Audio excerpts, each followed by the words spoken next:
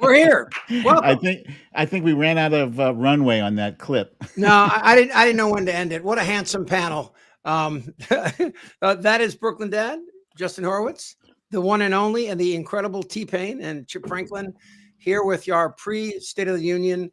Um, I guess, I guess playlist. We're trying to figure out exactly what should be said tonight, what will be said tonight, and what it means in this most important year. Well, Chip, I understand every year the president gets to invite is it the president or the first lady or both get to invite people to the State of the Union. I haven't heard of any guests yet. Do you guys have a clue who's attending tonight? Um, I can tell you who's not going to be there. No, I haven't, but that's usually a surprise. In the past, it's generally somebody that's representative of an issue, like if it was a border person, maybe a first generation Mexican American would be an interesting one. I think that the military is always a good sign to have somebody that's come back. What do you guys think? T-Pain heard that there's going to be a lady there that had to travel out of state just to get a life-saving surgery. Mm. Yeah, that's yeah. And IVF also. There's also supposed to be a guest there who had some issues revolving IVF. That thing they kicked over a beehive when the Alabama Supreme Court came up with that decision. I don't think they knew what they were doing with that. Doesn't a state Supreme Court? It goes to a federal appellate court before it goes to I think one of the. How many are the eight federal appellates? You should know this, Justin. You're almost out of law school here. All right. Should know it. Yeah. Anyway, so it'll go there, and then it should be fast tracked to the Supreme Court, obviously, because there are a lot of Americans. I mean, literally hundreds of thousands that seek assistance through IVF. My son actually does marketing for a company in San Diego that does mostly Asian eggs for like Asian couples, but. I mean, but their main location is in Alabama, so they were affected by this as well, and it's got a lot of people upset. And this is actually a bipartisan issue, apparently, right? Yeah, even Trump has come out and said that he's against this. Well, ain't it funny how the Renaissance started in Florence, Italy, and the Dark Ages could start in Florence, Alabama?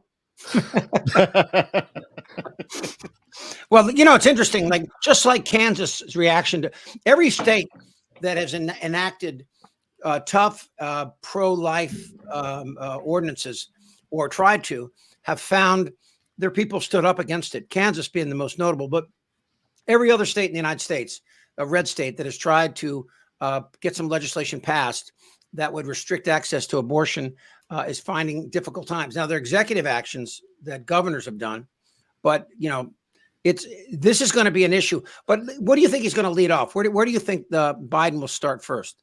I think his strong suit has got to be the economy.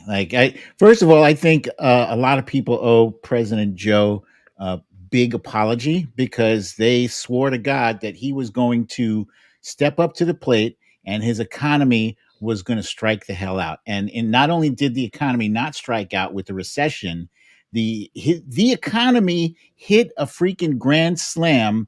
A 5.2 GDP was what I heard the previous quarter. That's insane. By the way, Trump never had a 3% GDP. Not one quarter.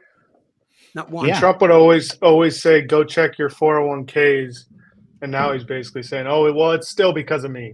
It's still the market's up because of me." Well, Trump thought a GTP was a lady doctor. Should President Biden mention Trump by name? I like when he calls him the other guy, or if he wants to be classy, and he does like to be classy. I've heard him refer to him as my predecessor, which it's classy and statesmanlike. I like it when he does that. Actually, I still like tiny fingers, but he probably does that one here. I think it's important for President Biden to really strike a strong tone here, because I don't know why. Like he's already done 3 of these things, right? This is going to be his 4th one, but it always feels like, they're testing him to make sure he's still awake or he's still conscious. He is Can I more read? he Can I is read? more capable than most people my age, let All right. alone other politicians. My email is chip@chipfranklin.com, and anybody wants a link to this, I'll send it to them. But this is just a paragraph out of this article from the LA Times talking about seniors and Alzheimer's. Fortunately, President Biden shows no signs of Alzheimer's disease. At news conferences, he references new events and obviously creates new memories efficiently. He speaks slowly and pauses to find words like others with benign age-associated memory impairment. These issues are exacerbated by a chronic speech impediment. So what they're saying is that, his speech impediment plus being, anybody over 50 has this problem. Where are my keys? Did I take that pill or not? I mean, I do that. This is a common thing. Yeah. I think that this is something really important that at some point, somebody's got to start to come out and talk about, because this is the biggest thing that we hear about in the Democratic Party. Oh, he's too old. He's not too old. Look at what he's doing right now. Yeah. Yeah. T-Pain, I think you need. Go T-Pain ahead, T. ain't got nothing, there ain't nothing about that big deal about a smooth talker. What T-Pain wants is a smooth operator. Right. I'm with you. Yeah. I I think he heard needs somebody. to come out and address this border issue immediately, because Trump and Republicans have been talking about the border and law and order on repeat since 2016. And the moment Democrats come to the table and say, we heard you, we're ready to get this done, we negotiate with Republicans in the Senate, we pass the most conservative, we come up with the most conservative border bill, and now you guys kill it, and now you want to defund law enforcement also. Mike Johnson just said he wants to defund the DOJ and FBI. We are the party of law and order and secure borders. Should he I think mention, he should hammer that home. Justin, should he mention that Trump actually said out loud, this bill is bad for me? Absolutely. Yeah. He said it. It'd be great if he could show a tape, but I mean, that is it. I think that you look down, that Build Back, Trump did nothing for the infrastructure. Biden has moved this ahead. I think he should tax billionaires. He should talk about that. He said, why the corporate tax rate under Trump went, and it's still this way because it's not sunsetted, 35 to 21%. That costs the American economy about 1.3 trillion a year in collected taxes. You're paying for that. Not billionaires, not Exxon. He doesn't have to name these companies, but not these Fortune 500 companies. You're paying the cost of that. That's why you're not getting a tax decrease, because billionaires are getting breaks. And I would even bring up, Bezos and Musk about how little these companies are paying. Go ahead. T-Pain heard that Joe Biden tonight will introduce a first-time homebuyer tax credit, where the GOP plans to come back with a 4th-time mansion buyer tax credit. I want to piggyback on what T-Pain was saying, because I think that's an important distinction to make between both parties. He should definitely draw the difference between the Democratic Party, who is fighting for the regular working folks, and the Republican Party, who are fighting for billionaires and major corporations. He's got to draw that distinction. But what presidents, I notice, usually do in the State of the Union is they front load their speech with a lot of bipartisan applause lines. And that kind of helps to keep the boo birds, the Lauren Boeberts and the Marjorie Taylor Greenes, quiet. But eventually he is going to get to that partisan shit. So when he gets to the partisan shit, he should definitely touch on that.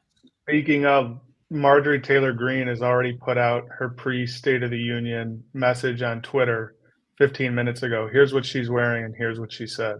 Tonight's the State of the Union, and the State of the Union is Laken Riley. America's been under attack because of Joe Biden's open border policies, with over 10 million illegal aliens invading our country. There's 2 million gotaways, and among them, we know there are terrorists.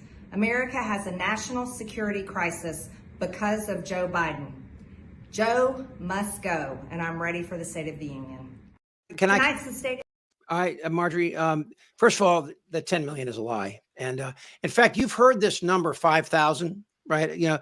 Part of this border bill which, by the way, got rid of the catch and release. That's no longer there.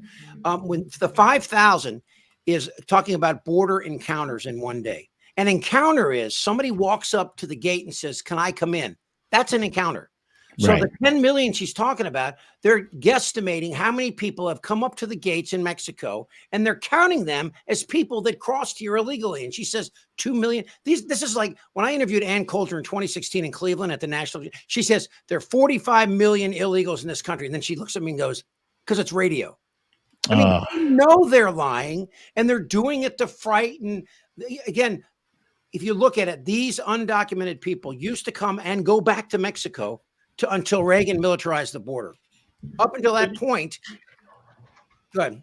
You fellas heard that she was complaining about those got away rapists. Well, they found one of Yeah. them recently. He's the new GOP presidential nominee. Oh my God. Yeah. Well, I mean, I think one of the signs of a Trump presidency has already been seen by the Republican nominee for governor in North Carolina. Have you seen this guy? Yeah. He doesn't think women should be allowed to vote. Mark Robinson. Yeah, Mark Robinson. And I mean, I think this is going to offer an opportunity for Democrats in North Carolina. We barely lost the Senate seat. Was it Tillis that won it down there? Am I getting the name right? Tom Tillis? Yeah. North Carolina, yeah. North Carolina, yeah. We had that seat won, and we just didn't finish the job. That would have made a huge difference. That and Joni Ernst, you know, if you look at those two seats, we could have done a lot, you know. I mean, but we have to think both in this year. We have to be thinking not only the presidency, but the fact that the RNC with Laura Trump, especially, they're going to devote all their money to Trump. His legal fund. Yeah, right. That offers an opportunity for Democrats across the country. Yeah. So Yeah. anyway, It does, but how much does fundraising even really matter in a presidential election where there's wall-to-wall coverage of both candidates nonstop? I feel It's like huge. well, PAC it- money, it's matters. huge for congressional races, but for presidential races, everybody's got near universal name ID. Everyone pretty much knows what the other candidate's for. I feel like there's only so much money one can spend on a presidential race. I think they're probably going to use a significant amount of, of funds in those swing states, in those districts that are Yeah. tough to come by. Because, you know, you don't want to lose like I hate to say, but like Hillary did in 2016 by like a few thousand votes in this district and a few thousand in that district. You want to devote as many resources as possible. And I think if you're right, what you're saying, that presidents don't necessarily need, massive budgets. They should be strategic and surgical in how they apply those funds, and then use the excess funds for other congressional races. I don't know what the rules are around that, but sounds like a good idea to me. Well, you make a great point, because if you look at, like, say, Wisconsin and Michigan, right? Let's just say we put a lot of money in those states for the presidency, but you take it away from states like California, congressional districts, and then you get Devin Nunes and those kind of people in power. So, we have to get the House back. That's incredibly important. And the Senate would be, if we get the House and the Senate, that means the presidency, as horrible as it would be to have Trump there, we could control some aspects of it. But I mean, I don't know. The money to me is a huge deal. And I think Justin's onto something there. It's like, there is so much coverage. But I think that, what they're going to do is they're going to take something like what Dairy Queen said there, and they're going to try to make her comment and spread it across the country and try to scare people. And they can lie. It takes 5 minutes sometimes to explain to people how a lie was formed. Where a lie can, you can come out and say there's 20,000 people coming in every day to this country. Do the math, and people are like, wow, 20,000. Well, that's obviously not true. I mean, yeah, there are people that cross our border, and some of them do bad things. But look at the people on the other side of the border. It's families. And fentanyl, by the way, doesn't come into the United States through Mexico. It comes through ports like Long Beach, where their dogs and their drug intervention find fentanyl coming into this country from there. Yet again, the Republicans take these issues and they mix and match to make it fit whatever agenda they have. Chip, let me just say something. What I despise about what they're doing with this Lake and Riley individual. This was a real person. She was apparently killed by somebody who was not here legally, and they're using her. They're just using her as a to fearmonger. They're using her the same way they try to use Ashley Babbitt. They try to turn Ashley Babbitt into some kind of hero. I don't know who this Laken Riley was. All I know is that she was killed. And I know that if they honestly cared, if they really cared about stopping that sort of thing from happening, they would get behind that bill, that border security bill that they all rejected, so that Trump would have something to bitch about for the next 8 months. But they don't care. They just want to use her. They want to use her parents, her family's pain, to send some kind of subliminal message like, look, there's dirty brown people sneaking into our country and killing our white people. That's the whole purpose of Laken Riley. That's all they're about. We should tell everybody that's watching us right now. Of course, you can always go on YouTube to Really American and see our see our videos. And also right after, right at 9 o'clock Eastern, we're going to have the State of the Union. So you don't have to go anywhere. You can stay here. And right afterwards, we'll be here commenting and taking your comments as well. We'd love to take your phone calls, but we can take your comments. You can comment, and we will, as you've been seeing, Brooklyn's been showing you guys, and we appreciate the time it takes and your thoughts throughout this whole process. Al Franken has just chimed in on what he wants to see, by the way. He said, looking for a strong appeal for Ukraine funding. State of the Union address. Yeah, okay. Said looking for a strong appeal for Ukraine funding, chiding GOP for blocking the immigration bill, and laying out facts on crime and the economy, then his plans going forward. Well, the Ukraine money sounds about right. The Ukraine money was in the border bill, remember? I mean, so that was supplemental was in that border bill, along with money for Israel and also money for our United States Navy in South China, in the South China Sea. So, I mean, there are areas of our national security that were compromised in addition to that. Then Republicans said, take the border provision out. We wanted it as a standalone. And then once it was a standalone, they said, no, we need to take care of the border. It's just unreal. I wish Al Franken was still in the Senate. Yeah, me too. Al Franken he should run for something again, honestly. He really should. What about climate change? Is there going to be room in that tonight, or is that? There's got to be. That's for the kids. Well, it's not just for the kids. It's for progressives. It's for people who care about the future of our planet and our kids and grandkids. They absolutely have to have Brooklyn, that. Can you talk about climate change and then brag about we're producing more oil than Saudi Arabia? Believe it or not, you can, and you must. You must, absolutely must. Yeah, and I know there's a dichotomy of both things occupying the same space. He's got to figure out a way to do it. Are you guys nervous a little about his performance tonight? No. I've actually been nervous about his previous performances. Actually, if I'm being 100% honest, almost every time he steps in front of a microphone, I get a little bit nervous, and I'm just being real. Yeah. And the reason I'm not nervous tonight is because every time he has stepped in front of a microphone, he's been fine. We know that if occasionally he will stumble verbally, he'll stumble. So what? So does everybody, right? And they haven't had to deal with a stutter for their entire lives. So everybody's, people are going to give him some leeway on that. The only thing I'm concerned about is those jackals on the Republican side of the chamber, if they can just not be assholes tonight. Is there any decorum that we can use? What do you mean? Well, like rules of decorum? Them? Yeah, remove them if they're yelling at the president. They haven't in the past. Like, you remember that guy, you lie? What was it, Joe Wilson? Yeah. I wonder what the odds are that some Republican yells something like Marjorie Taylor Greene or Boebert. Oh, she'll yell that woman's name is what she'll do. 100%. 100%. Seeing what the prop bets are. That just helps our cause, folks. That's just immature behavior, and the American voters are smart enough for that. The Republicans like to argue that life begins at conception. Well, tonight, Joe Biden's going to show everybody that life begins at 80. That's right. He is going to bring. It's going to be Harry Truman meets Dark Brandon, and there's going to be like literal laser beams shooting out of his eyes tonight, and maybe zero right in on Ted Cruz just as a cautionary tale. You know, it's funny. I do want to see laser beams. I would like to see Biden debate Trump, except I know Trump will break all the rules and he'll just start bloviating. And, you know, I would love to see Trump on a stage and somebody say, do you know how many members there are in Congress? Just out of curiosity. Do you have any idea? I can guarantee you he does not know 535. I guarantee you he could not answer that question. And then I would mock him.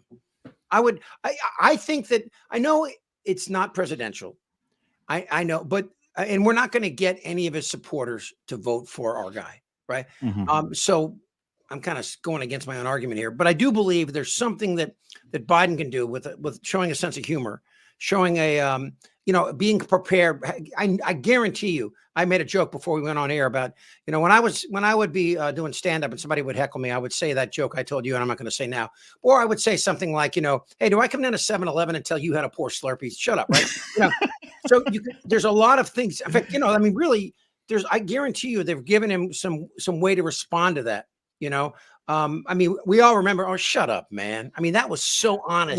Well, not just that, but remember there was that moment, I think it was in the last State of the Union, when he brought up, he said, some members of the Republican Party want to do away with Social Security. And they started to boo, boo, boo. And then he said, oh, you see, I like to convert people. So he jumped right on that. That was a great ruse. That was great. And he got them to commit. So you're not going to do anything about to Social Security, huh?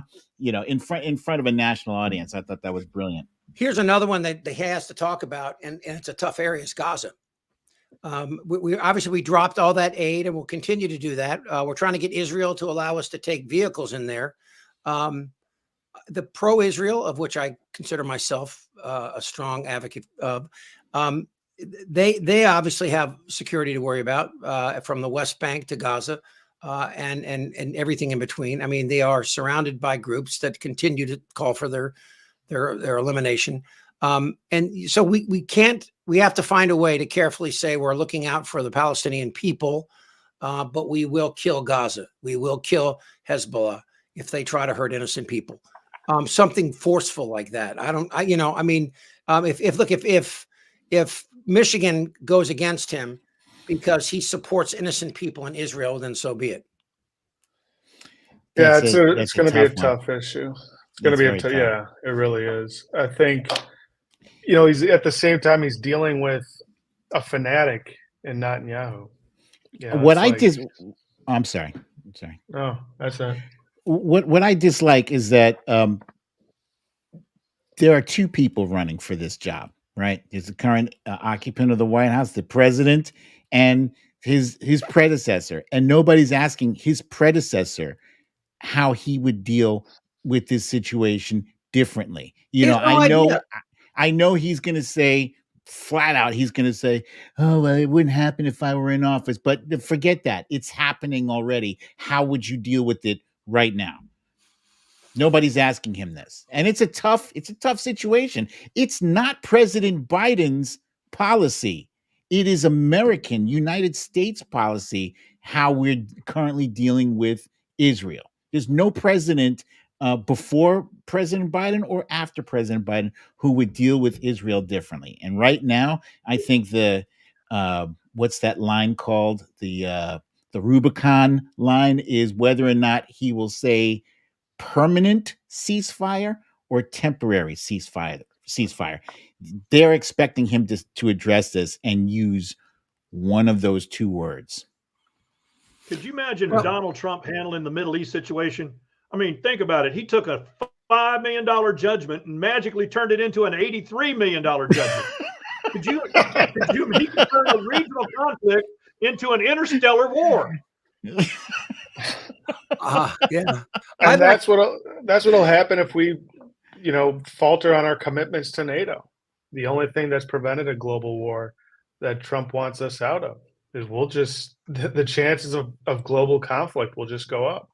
And Trump has not backed down from criticizing NATO. In fact, you know, saying they have to pay their fair share all this. And the truth is, NATO is not only our allies, we're their extended family. This country, a vast majority of the people here come from the countries that are make up the NATO alliance. And should NATO fall, well, it would start probably with Poland. Very reminiscent of the 70s when the Soviet Union rolled into Eastern Europe. And here's the thing is that like, I don't think the Russian people, as seen by the number of people that risked their lives to come to Navalny's funeral, I don't think these people in Russia support Putin at all. And I think the death of Navalny is going to illustrate that. I think he's fighting a war on both sides. And I think that he has all in now on getting Donald Trump elected. And that's a live picture of the Senate in their chamber. They're getting ready to walk over to the House side. Agreed, Chip. That will be about a Sorry. 2-minute walk. I don't know if my reverb on my microphone gathered, disjointed and anything we'll here. be able to catch them there as well.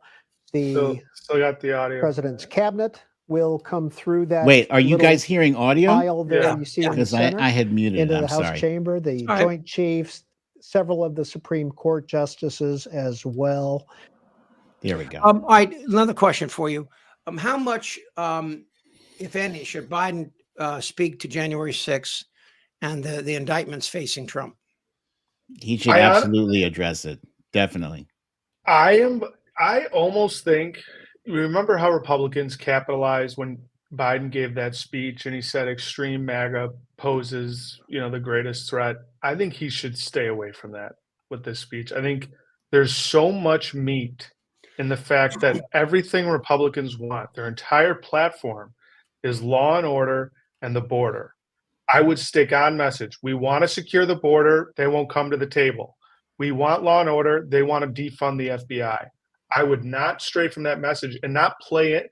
Fox News and Republicans want Biden to come forward and say January 6th, MAGA is a threat to America, so they can say, look, guys, here he is again calling 80 million people a threat to America and taking him out of context. That becomes a lot more difficult if he says, we're the ones coming to the table on law and order on the border. You're the people dragging your feet. Well, I don't think he needs to exclude. Not really address the end of democracy, though. That's one of the things that people are worried about. Well, how do you think he'll handle that? Well, I mean, look at it this way. The response is going to be given by a 42-year-old first-term Republican from Alabama who has already said she's going to call President Biden a dithering and diminished leader. And so I think that, knowing what they're going to say after, not that it matters as much because most people don't see that. I think the audience drops off like 80%.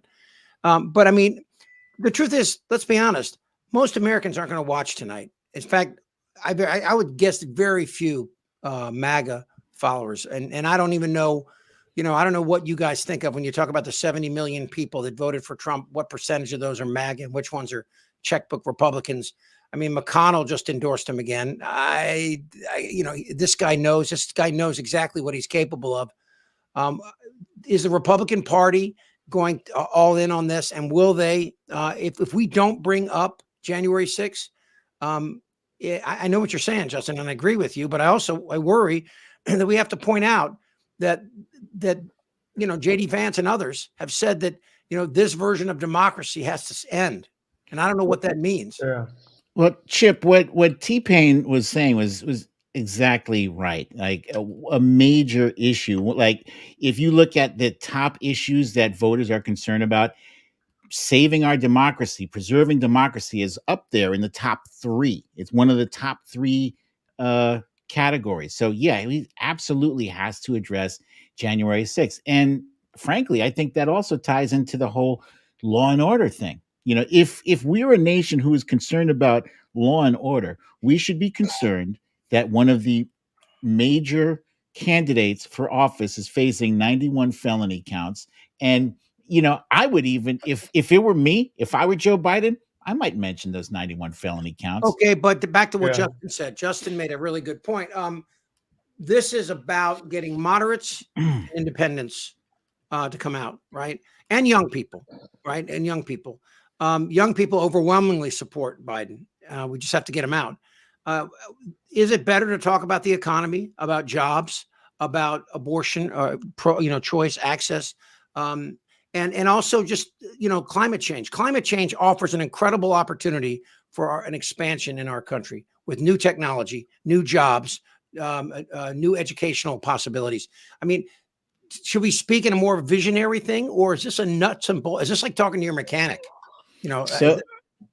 So you don't have to necessarily exclude one in order to address the others. And what he's going to do is his speech is going to say, this is what we have accomplished in the first 3 years.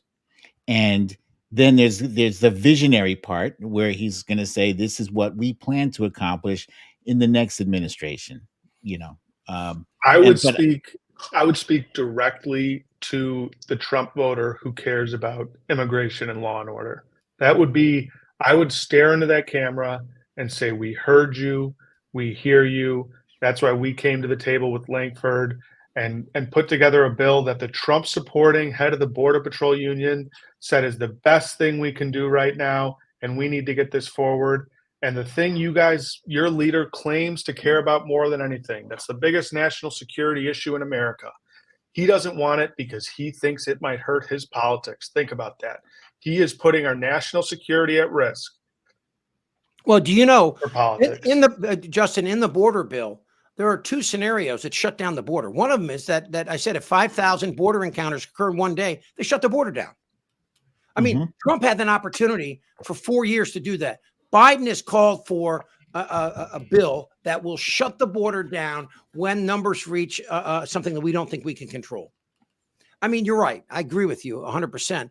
I worry a little bit about, first of all, that Trump voter you're talking to, it's got to be one of those Trump voters that voted for Obama and then just switched, right? Right. Not like a QAnon down the rabbit hole. Right. Those guys are gone. We're not getting them back. Yeah. Wow.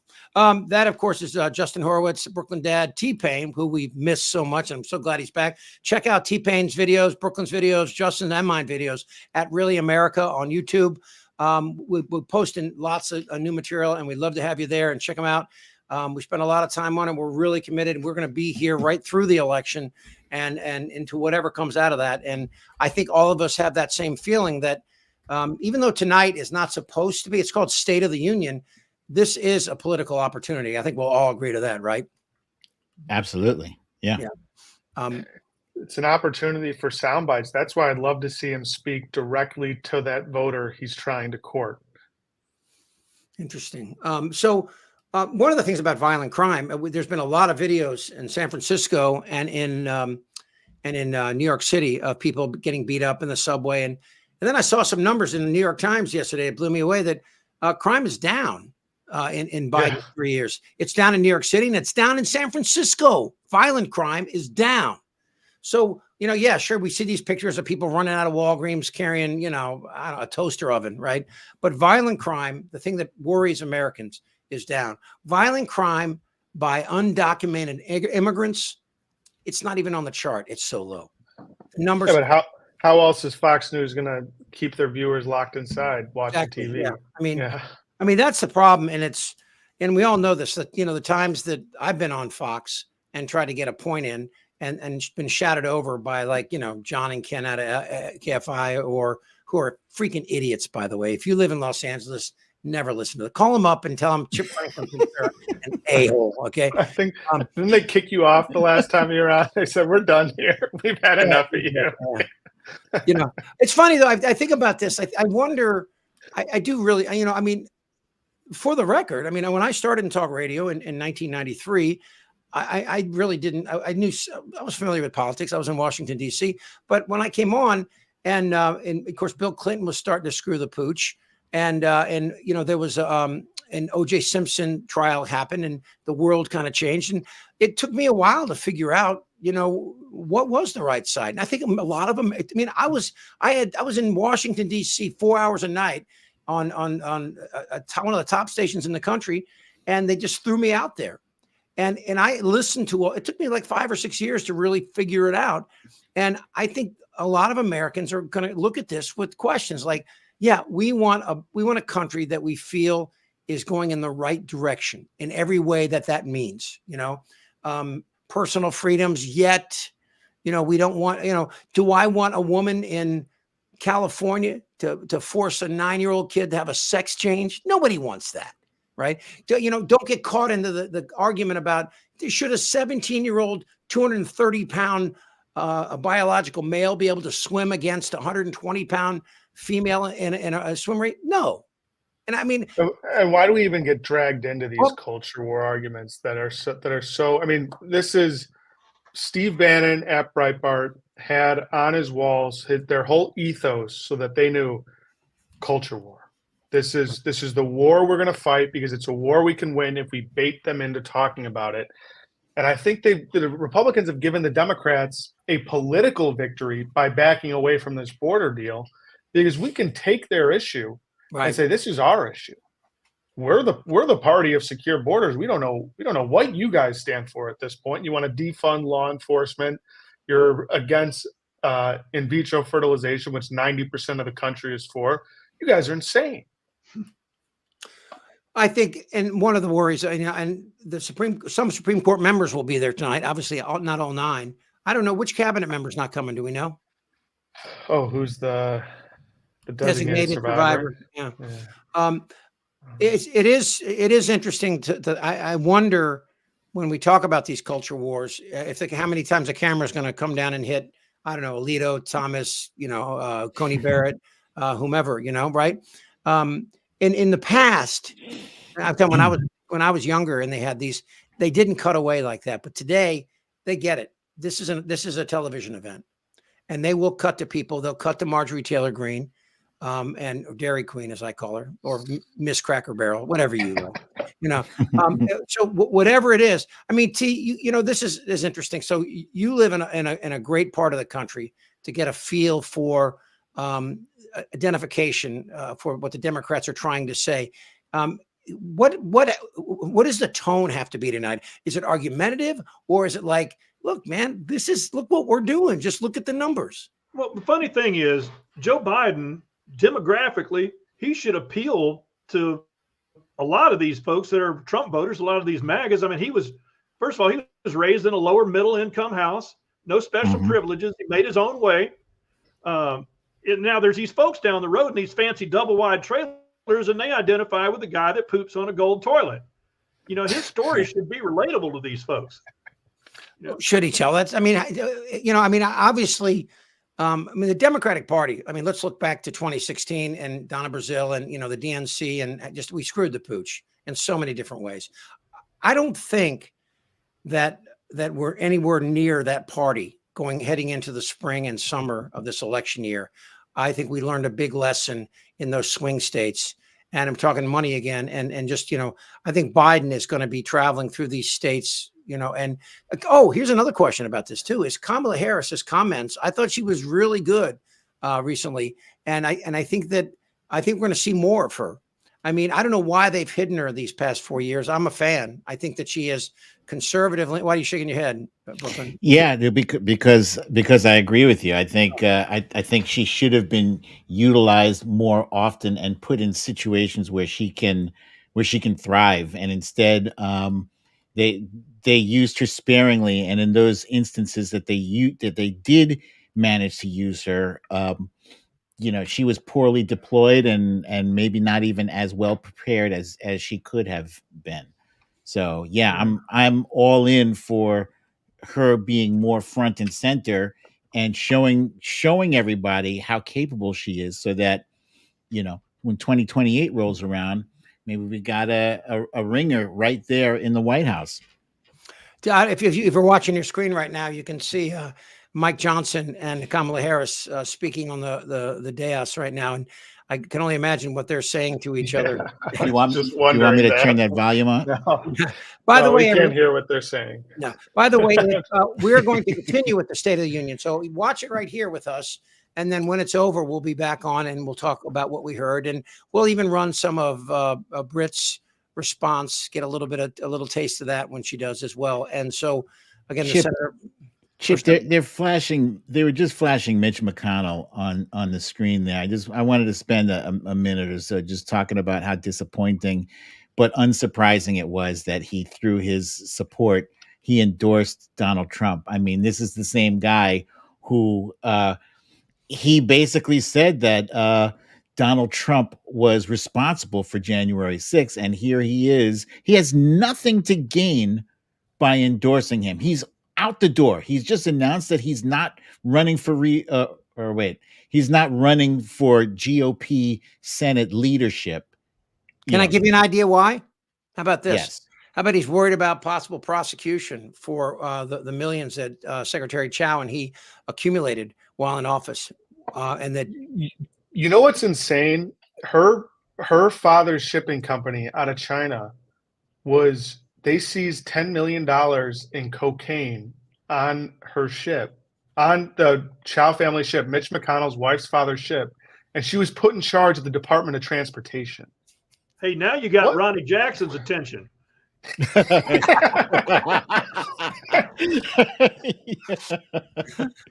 What?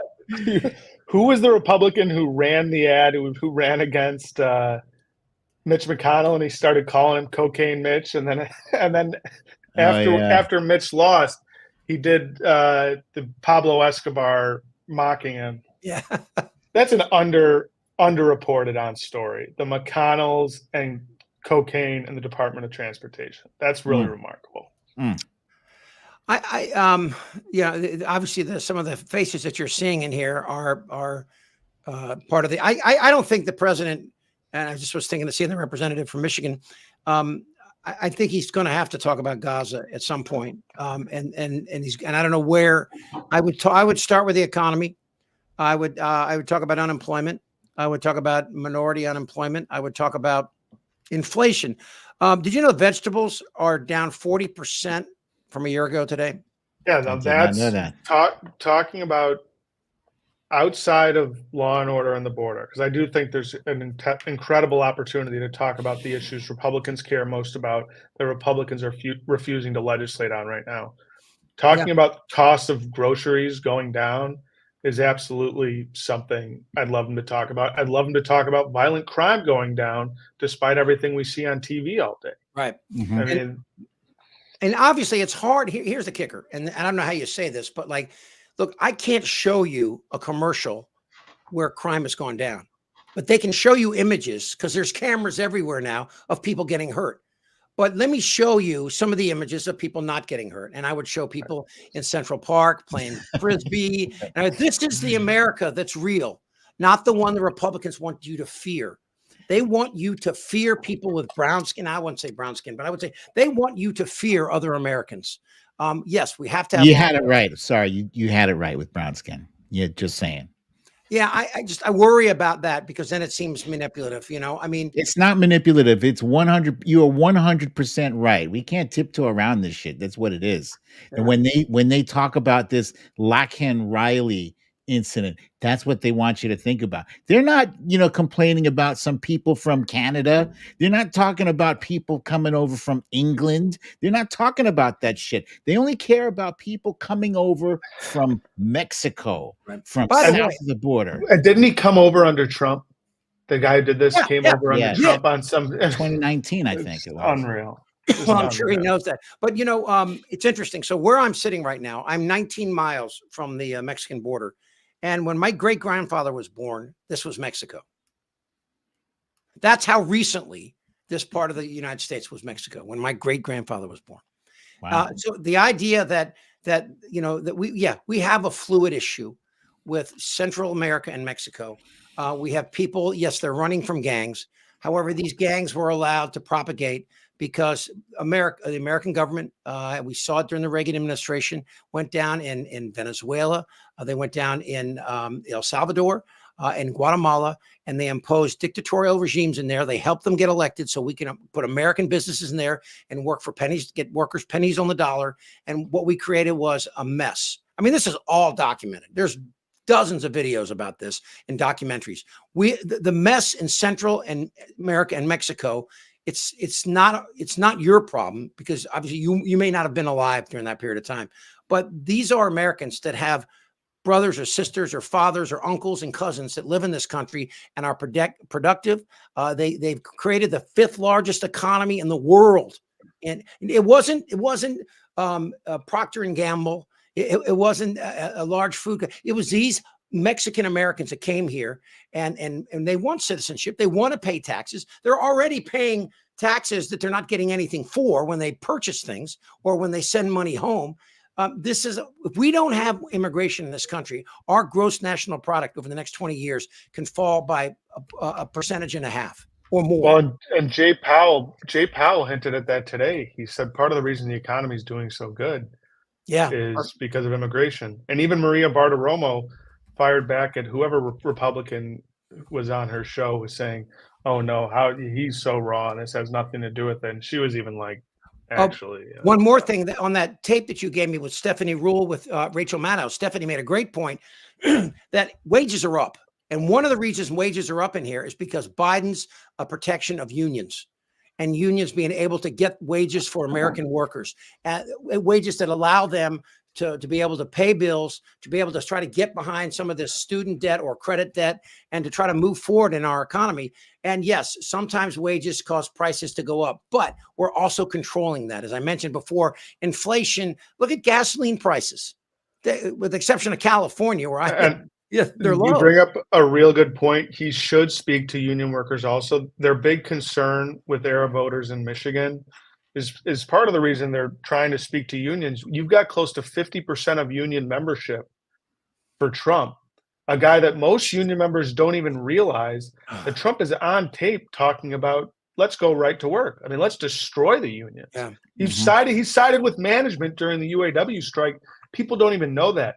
So back to Brooklyn's earlier point about spending in swing states, I would be up in every swing state, in every union-heavy district, with Trump's comments about right to work and siding with management during the UAW strike. That's where I'd be.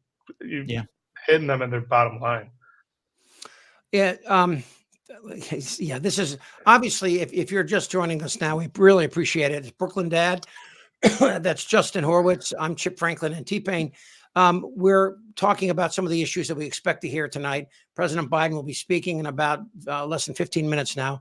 And it's probably going to be about 75 minutes to 90 minutes is the guesstimate. And a lot of us are going to be looking at not just what he says, but how he says it and how he delivers the speech. And betting websites have it at the over-under. You can bet this 69.5 minutes. Well, T-Pain's got to just share something with you. It's funny. I've just been sitting here listening to everybody. You guys are all smart political types, and we're all talking about policy and nuance and stuff. And then I look over there at the other half of those people, and they're wanting a cafeteria food fight in the 8th grade. Yeah, this is going to be. T-Pain just longs for a time when politics will be boring again. T-Pain is tired of waking up in the middle of the night, checking his phone, and still see if we have a functioning democracy. Yeah. And a lot of people feel the same way. We want to make politics boring again. Amen. Yeah, I totally agree with you, dude. I always said that about racial white and black things, that I want to be able to, flip off the guy in the car next to me who might be black just because he's a bad driver and not have it be a racial thing, right? And it's funny, I talk, Kamau Bell from CNN, Kamau Bell. Kamau Bell, yeah. Kamau Bell, yeah. He's, I'm pretty sure his wife is white, and he was talking about that's our future is diversity, to bring people of different colors and face and beliefs together, and a kind of an acceptance, sort of transformative moment. And look at us. We got a Muslim, we got a Jew. T-Pain's a Christian, and whatever. I'm an atheist. Are you an atheist? We got it. That's. Guys, just so you know, President Biden has just entered the beast. That's the White House vehicle. The presidential. I thought you were talking about Marjorie Taylor Greene.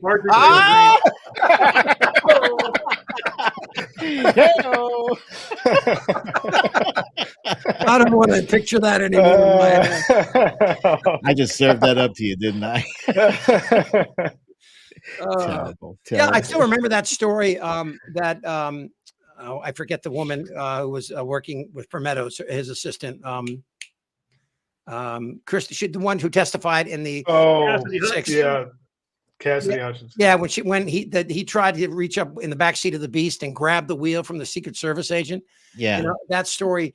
I always wish that he'd been allowed to go up to the Capitol, because I think that would have changed everything. That would have been a moment that would have reverberated louder and more succinctly to, you know, what we all know was happening that day. We Been a came lot so of we came so strong close evidence. we came so close that day to losing our democracy. It's terrifying. And again, I'm not going to belabor the point, but I still I still believe that he doesn't have to belabor it either. He does have to absolutely make a point. If he even spends 1 minute on it, he should spend that minute. Yeah, we shouldn't be looking back at January 6th so much, except for context about where we're going. I mean, we need to know where we've been, but we need to focus on where it's taking us. And what you just said, T, is 100% what I'm looking forward to in this speech. The thing I am most looking forward to is his addressing the plans for the next administration, the hopefulness. Like, because it's one thing to run off a list of bullet points and say, we did this and we did this and we did this, because people, honestly, they're always about, what have you done for me lately? So I honestly am curious to hear, what are his plans for the future? Those things can motivate people too. I think Justin nailed it when he said, we're the party of law and order and for a secure border. And we've worked hard with our bipartisan, our friends across the aisle. This is what everybody wants. Everybody's tired of all this acrimony. We put together a border bill that addressed these issues, and it was shot down for political reasons. So the other guy could have that issue to throw at Democrats this year. If they really care about you, the American people, if they really worry about violent crime, we've offered solutions. And Mike Johnson and the Republican Congress, they have to embrace it. They have to get with the act, because that's what you want, and that's what we're all trying to do. Mm-hmm. Well, fellas, let me ask y'all a question here. T-Pain's been putting together some silly videos this week, but one thing he ran across was these interviews with some of the MAGA voters. And one thing that really caught T-Pain's attention is when reporters would ask them, during Trump's presidency, how did he make your life better? They don't have an answer for that. No. Interesting. That's a question we should ask each one of us here. And starting with you, Brooklyn, how has Joe Biden's presidency made your life better? Well, see, I just learned recently that I'm diabetic. And as a result, one of the biggest things that the Biden presidency has done was reduce the cost of insulin to $35 per month. It's capped there. So it cannot exceed $35 a month. And I ain't rich, so that's a very big deal to me. By the way, did you see what just came up on it? Can you go back and put that up again? Yeah, there are massive protests for Gaza blocking Biden's motorcade to get to the Capitol. Oh my God. Oh boy. That's not good. Yeah. It's interesting. It is.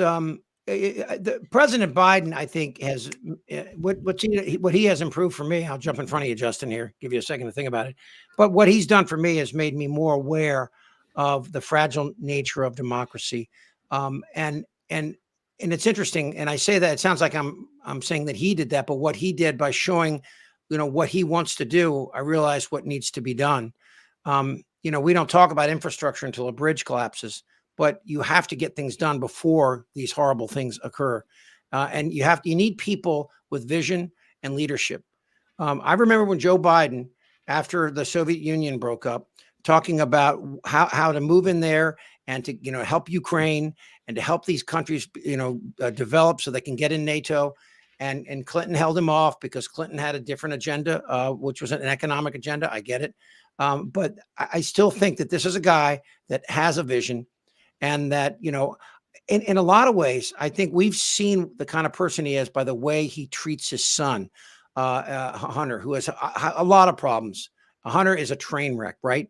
But he still loves him. He doesn't abandon him. He's by his side. And he threw it this whole thing. When we finally found out, exactly what Jordan and Comer were up to, we realized that they'll go to any lengths, even if it hurts the country, to gain political foothold. And that's something that I really appreciate. It's nice to have an old style politician who can talk to people without invecting, without any kind of racial or violent invectives to get us all hot and bothered. That was a long answer. I apologize. Well, I'm getting much better sleep since Joe Biden has been elected. But yeah, I think, Chip, you hit the nail on the head. I mean, how fragile things are and how easily these things we take for granted, our democratic institution, checks and balances, how quickly they can vanish with one egomaniacal crazy person who develops a real following and gets those people to do his bidding. I mean, look how we drive in the snow. It's like, all of a sudden when it snows outside, people forget about stop signs and stoplights. They drive. That's it doesn't, we're that the veneer between civilization and chaos is so thin. And, and that really has to be brought. I mean, I think Democrats are realizing it now. I think, with November 5th. You remember, there's a lot of coverage of January 6th, but what people often forget or don't mention is that Dick Cheney and all the other former defense secretaries banded together to write a letter.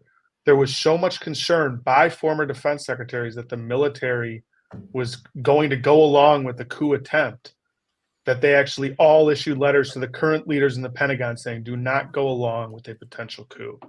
Terrifying. Well, Milley called China because he thought they might have, right? I mean, Milley got on the phone and said, hey, it's under control. Even though there's 5,000 people climbing the walls while there's stairs right there, by the way, they were climbing the walls while there were stairs. That's all you got to know about the MAGA people that day.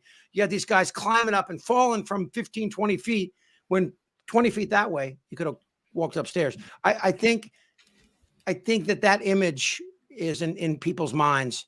And I think that we don't have to talk about it tonight. I think people know, and we can talk about what we've done and what needs to be done and how we need the Republican Party to get CPR or something. We need them because the country, it's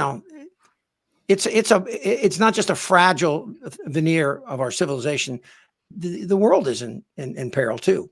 I mean, this is not just an issue in the United States. I guarantee you right now, Russians and Europeans are watching this closely tonight. Oh yeah. I'm curious to see if our Democratic friends in the House have devised a strategy for dealing with rowdy in-house protesters on the other side of the aisle. If they've figured out a way to shout them down, if they've got Speaker Johnson's about to introduce. Oh, here we go. We want to cut to this, and we're going to be airing the full thing here, and we'll be back after. Yeah, stay tuned. See you on the other side.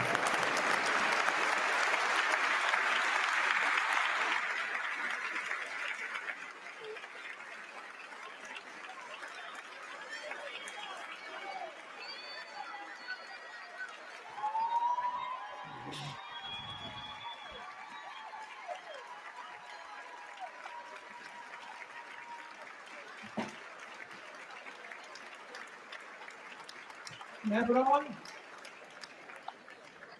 You watch it.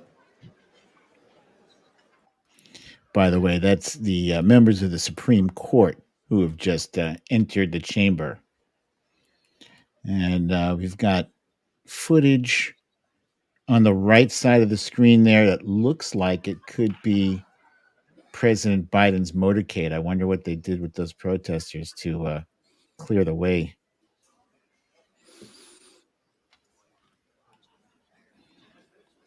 There's Chief Justice Roberts. Oh, go ahead, Chip. No, I was going to say that if the president's there, they don't mess around because any of those guys could have an IED on them or something like that. So they don't screw around. They brought out the hammer. Yeah. Yeah, my brother-in-law. No Clarence Thomas. Oh shit! Really? Yeah, I didn't see Thomas. Fuck him. Son of a bitch. Seriously, he's done so much damage to the institution. Are we of the broadcasting, by Supreme the way? Court. Can people hear this? Yes, we Okay. are absolutely are. Yeah. Yeah. I've turned the volume down just for now because the president's not here yet, Well, and there's just folks milling about. let me toss in some irony that you mentioned, Thomas. It was actually Biden in a lot of ways, from his tough grilling on Anita Hill, that led the way for Thomas's appointment. Yeah, isn't that ironic? Yeah. That sucks. Right. That freaking sucks. Yeah, he's such a lightweight. It's bad. I keep remembering Nancy Pelosi doing that little thing with her hands. The clap. Yeah. That was legend. Yeah. Then she tore up the speech, right? She did. she did. Oh man, that was what a hell of a State of the Union that was. I wonder if we're going to get any moments like that tonight. She's had more tough moments she can't remember than Trump will ever experience. I mean, Phew. there's Mitt, who came out strongly against Trump recently, and some of these comments about whether or not the trial or the immunity should occur. He actually said, I don't have the exact quote, but something along the lines that if Trump is given immunity, there'll be a crack inside our three branches of power that will never be repaired. Yeah, agreed. Strong Yeah. language. I can't even imagine that because his lawyer, Chip, raised the hypothetical of President of Trump using SEAL Team 6 to order a hit against his political opponent. Yeah. And that is the scenario in which they're considering immunity. That's insane. Trump heard that and he had to leave the room and rub one out. It got him so excited. Crazy. My God. How do you get a ticket for this thing? Who else other than Congress and the Supreme Court's invited? Are spouses? That's a good question. I don't know. Interesting. I know that, a lot of people tend to invite folks that speak to an issue that they're concerned about. Well, there are a lot of guys there over 60. So you got to imagine that they all are hitting the restroom right now because 75 minutes sitting in those seats. Well, Oh, these yeah. Supreme Court members, they must there's have just Kennedy. woke up. They're in their bathrobes. Yeah, right. Yeah. They could have a catheter under there, I guess. Yeah. Oh, I forgot. There's also some of the guests that are expected are family members of hostages being held right now in Gaza. Oh, is that Santos? That is George Santos. How the hell What How is did he he he get doing in there? there? What? That's He's probably insane. Margaret Taylor I thought he was Greene's kicked guy. the hell out. Maybe a guest of Green or somebody. It's George Santos at the Oh State of my the Union. God. What is going They on? had to bring in a relief liar. Could anything be more emblematic of that party right now? That's Unbelievable. insane. I mean, well, their leader, after all, could end up in the same place that Santos does. Yeah, well, how many Santos facing? What, 20 charges? A lot of a lot of it's money related too, which is easy to prove. It's Rookie. yeah. Is that the Alaska senator right there on the left? Lisa Murkowski? Yeah, Murkowski, that's yeah. her. And what a disappointment Lindsey Graham turned into. I mean, he started off, he had that tweet that he still hasn't taken down. If we nominate Donald Trump, the Republican Party will be destroyed and we will deserve it. And we've been watching the destruction of the Republican Party unfolding in slow motion. Well, in fairness to him, Brooklyn, he never said he wouldn't help. Yeah, and I helped. And I helped, exactly. Jeez, that guy must have a big closet in his house because it's full of a lot of stuff, boy, I tell you. It's gotta be. It's gotta be. I mean, what else made him do such an insane 180? Well, that's what I said about McConnell. I'm not kidding about Chow. It's funny that you put closet and Lindsey Graham in the same sentence. Yeah. Oh, you see Ted Cruz there? Yeah. Josh Hawley. I- Where's that fist, Josh? There's little Marco. Who was that? Fine, Ted. Who was that famous Greek fellow that walked through the streets at night with a lantern looking for an honest man? Who was that guy? Oh, you're testing me, dude. It's been a long time. Because he could walk to the middle of this room and never break a stride. Well, obviously we are running a little behind. If you're watching right now, you heard that there was a disturbance outside that didn't allow the president's motorcade to come in. But now I think he's ready. It looks like they're getting ready now. Yeah. There's a guy. Is he about to announce, Oh, ladies he's and setting gentlemen? Yeah. But first, we're going to sing the He's putting his first, speech second, and there. last verses of this hymn. Who is the guy that actually? It's not the speaker that introduces him. It's the guy that runs the House Chambers. Is it the usher? Sergeant of Arms? It's not. No. Who is it? Sergeant of Arms or is Sergeant of Arms? That's yeah. Thank you, Yeah, Sergeant yeah, of Arms. yeah. Hey, did you hear this story about Manchin? You know, his former senior advisor, this guy Lott, says that Manchin has had a change of heart, and is he doesn't work with him anymore. But he says Manchin is really worried about a Trump presidency. Interesting. I was glad to hear that he committed to not running third party. I actually wasn't concerned that I thought he would win. I was concerned that he would, drip away support from President Biden. This needs to be a straight up one-on-one as much as possible. And I honestly, people say, "Oh, this is the matchup nobody wanted to see." That's bullshit. I absolutely wanted to see this because there's been so much complaining by Trump and his MAGA minions that, "Oh, it was stolen from us." I want to beat his ass in this election so badly. I want him to lose by twice as many votes this year. And let me ask you a question while we're waiting for this. Why do you think the Supreme Court pushed back the immunity case to April before we hear anything? Do you think they really are playing for Trump? Yes. Justin? all they needed was 4 to push it back. So all you need is 4 to be in it for Trump. And I think Alito and Thomas, it's a fair assumption. Isn't that the last day they will hear anything? Oh, The last day of the term I heard that was the last day. So, they put it literally off to the very end. And he's that's right. not He's by right. coincidence. And if they delay that, then there's no trials at all. How will the American public respond if it turns out that the Supreme Court says we're going to have to wait until after the election for these trials and maybe impose their own, version of the DOJ 60-day rule?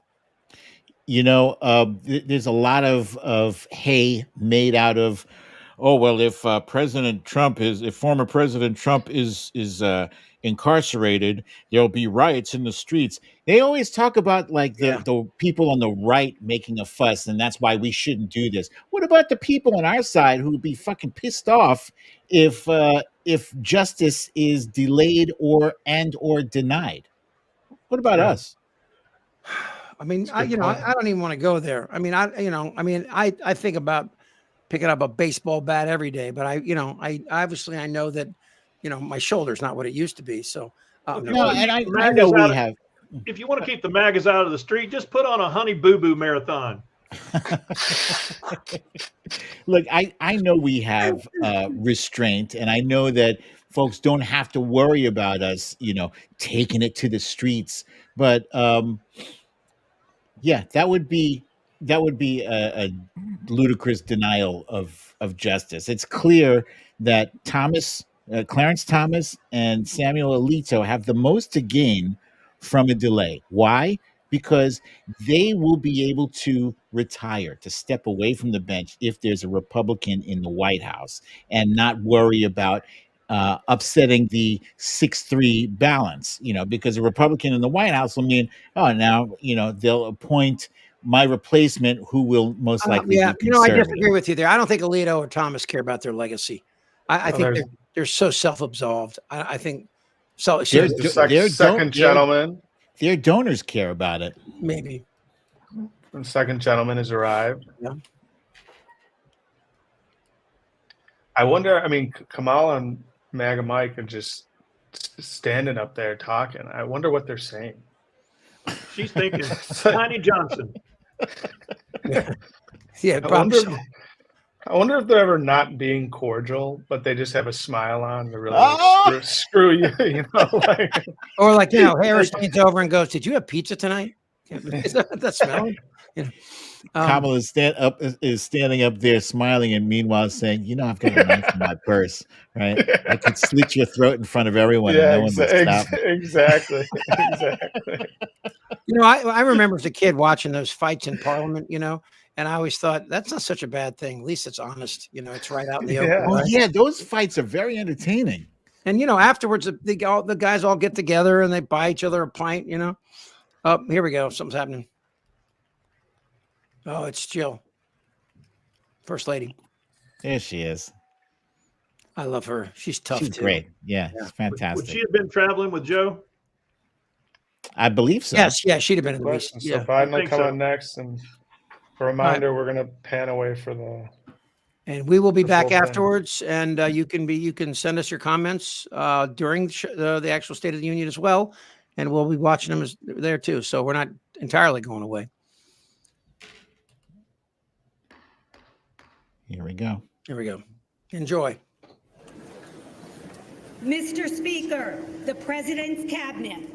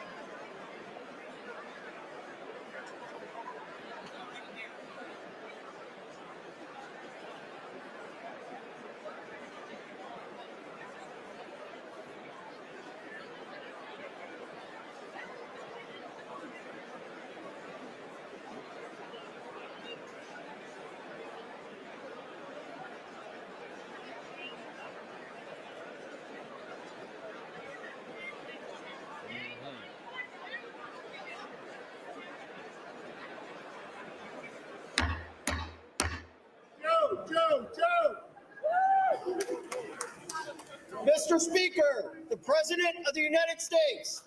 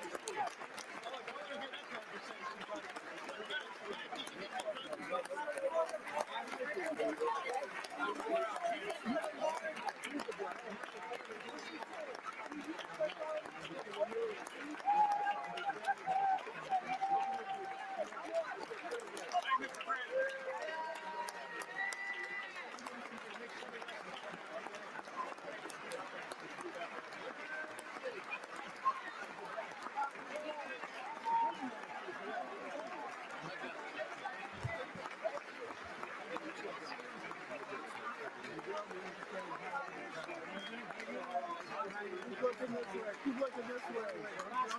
Don't focus on that.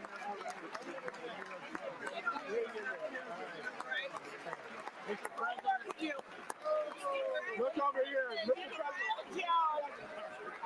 Mr. President. Good to see you, Mr. President. This is about you. This is about the soul of the nation. Good to see you. Soul of the nation. Soul of the nation. Look, you see Barbara. You see Barbara Lee right here. Hey, Barbara Lee. You see Barbara now.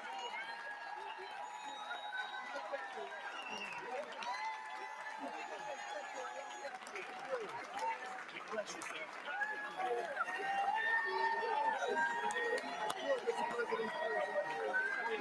Let's see closer to the heart.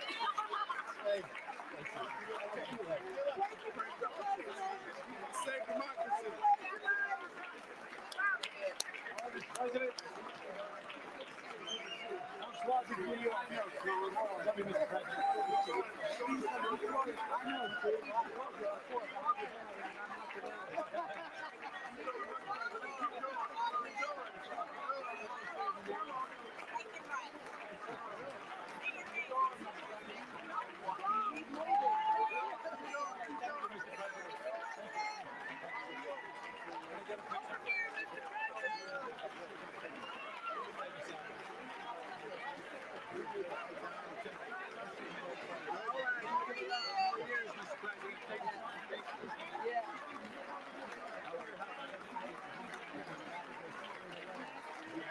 How are you doing? Today is the 59th anniversary of this. Oh, good. Good.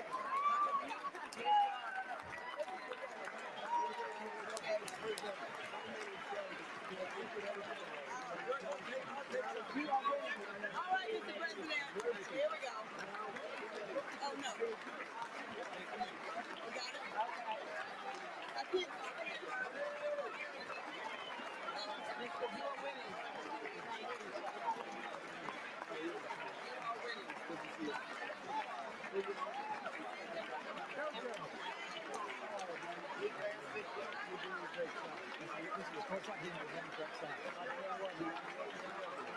This guy has completed technically.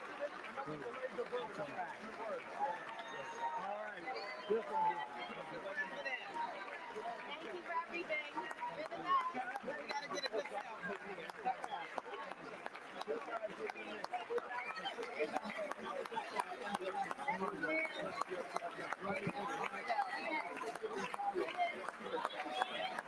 Give him helmet, President. Yeah. I'm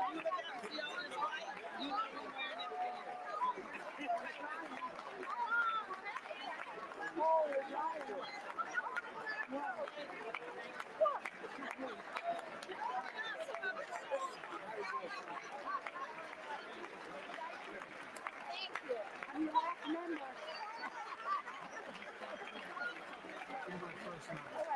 You're going to do great. Thank you. You're going to be yelling loud.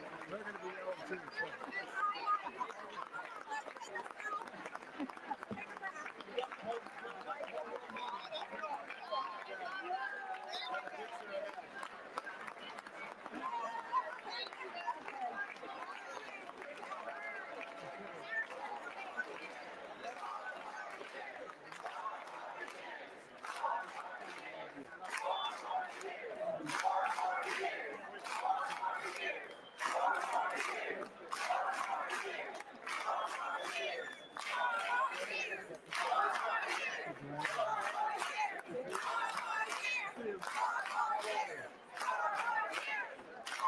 Pete, how are you doing?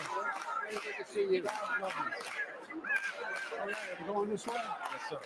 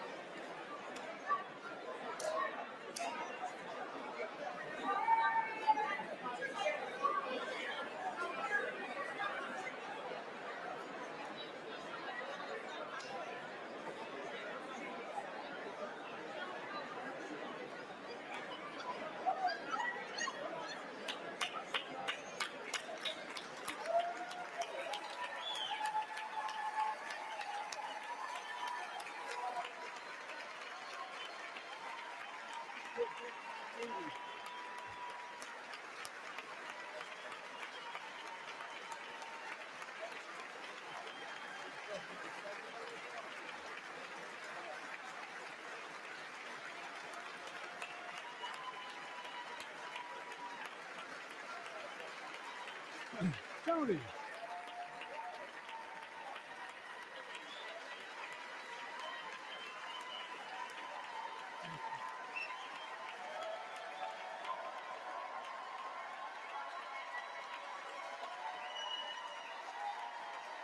Thank you.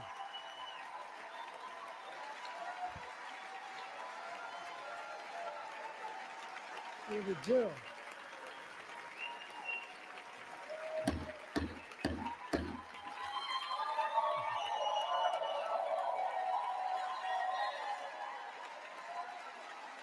Good evening.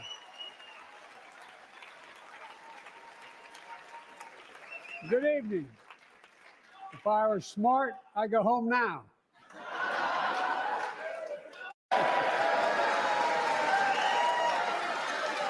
Mr. Speaker, Madam Vice President, members of Congress, my fellow Americans, in January 1941, Franklin Roosevelt came to this chamber to speak to the nation, and he said, I address you at a moment unprecedented in the history of the Union. Hitler was on the march. War was raging in Europe. President Roosevelt's purpose was to wake up Congress and alert the American people that this was no ordinary time. Freedom and democracy were under assault in the world. Tonight, I come to this same chamber to address the nation. Now, it's we who face an unprecedented moment in the history of the Union. And yes, my purpose tonight is to wake up the Congress and alert the American people that this is no ordinary moment either. Not since President Lincoln and the Civil War have freedom and democracy been under assault at home as they are today. What makes our moment rare is that freedom and democracy are under attack both at home and overseas at the very same time. Overseas, Putin of Russia is on the march, invading Ukraine and sowing chaos throughout Europe and beyond. If anybody in this room thinks Putin will stop at Ukraine, I assure you he will not.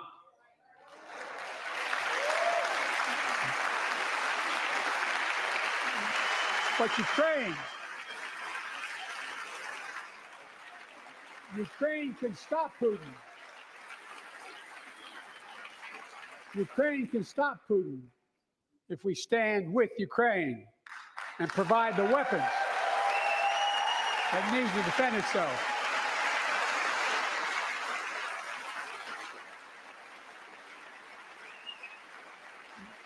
That is all. That is all Ukraine is asking. They're not asking for American soldiers.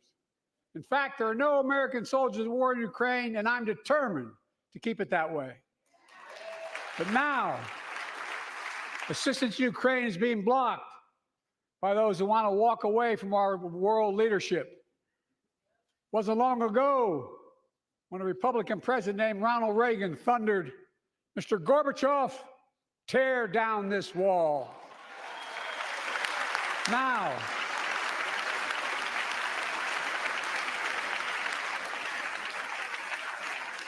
my predecessor, a former Republican president, tells Putin, quote, "Do whatever the hell you want."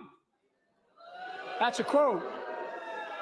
A former president actually said that, bowing down to a Russian leader. I think it's outrageous, it's dangerous, and it's unacceptable.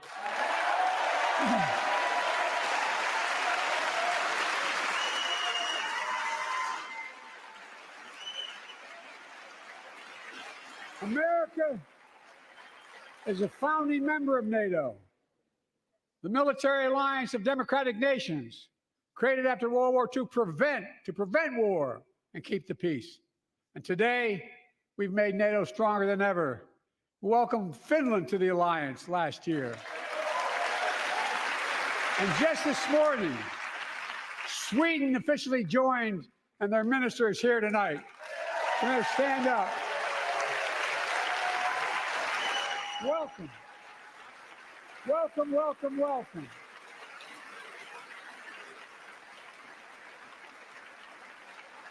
And they know how to fight.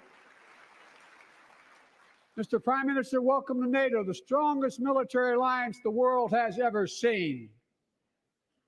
I say this to Congress, we have to stand up to Putin. Send me a bipartisan national security bill. History is literally watching.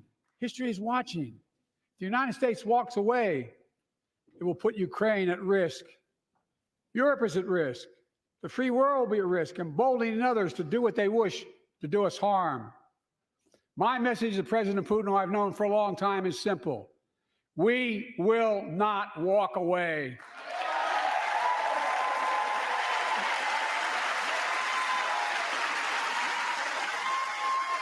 We will not bow down.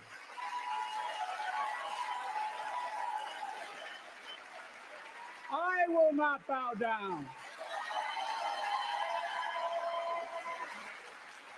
In a literal sense, history is watching.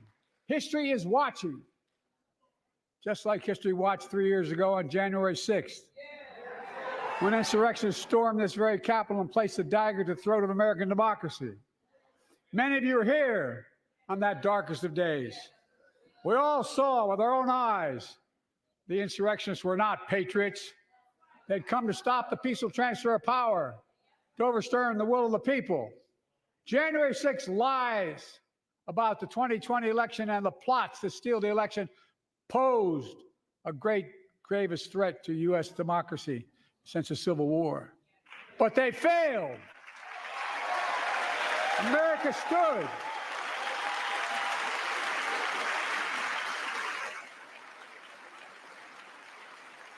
America stood strong and democracy prevailed. We must be honest. The threat to democracy must be defended. My predecessor and some of you here seek to bury the truth about January 6th. I will not do that. This is the moment to speak the truth and to bury the lies.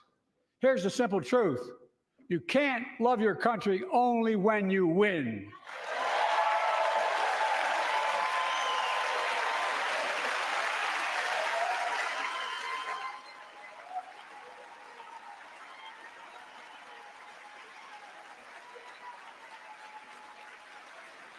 As I've done ever since being elected to office, I ask all of you without regard to party to join together and defend democracy.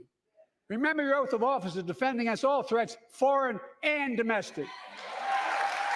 Respect free and fair elections, restore trust in our institutions, and make clear political violence has absolutely no place in America, zero place.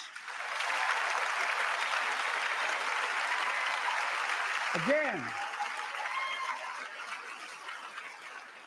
it's not hyperbole to suggest history is watching. We're watching. Your children and grandchildren will read about this day and what we do. History is watching another assault on freedom. Joining us tonight is Latoya Beasley, a social worker from Birmingham, Alabama. 14 months ago, she and her husband welcomed a baby girl thanks to the miracle of IVF. She scheduled treatments to have that second child. But the Alabama Supreme Court shut down IVF treatments across the state, unleashed by a Supreme Court decision overturning Roe v. Wade. She was told her dream would have to wait. What her family had got through should never have happened. Unless Congress acts, it could happen again. So tonight, let's stand up for families like hers. To my friends across the aisle, don't keep this waiting any longer. Guarantee the right to AVF. Guarantee it nationwide.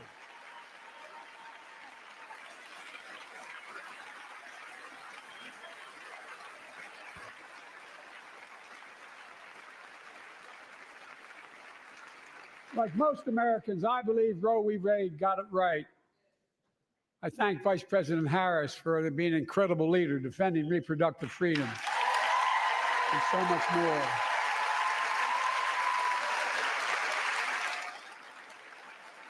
Thank you. My predecessor came to office determined to see Roe v. Wade overturned. He's the reason it was overturned, and he brags about it. Look at the chaos that has resulted. Joining us tonight is Kate Cox, the wife and mother from Dallas. She's become pregnant again and had a fetus of a fatal condition.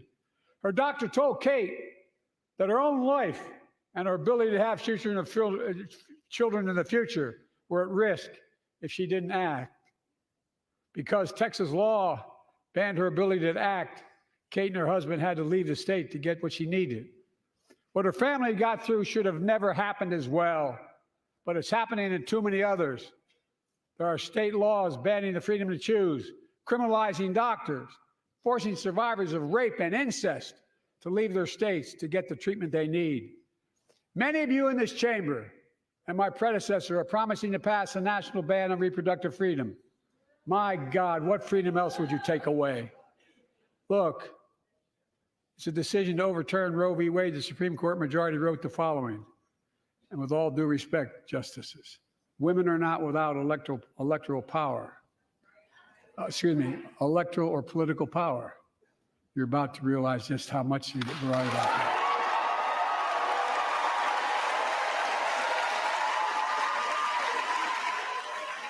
Clearly.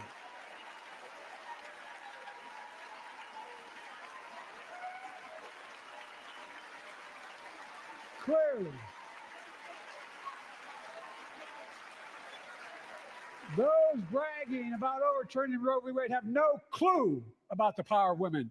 But they found out when reproductive freedom was on the ballot. We won in 2022 and 2020, and we'll win again in 2024.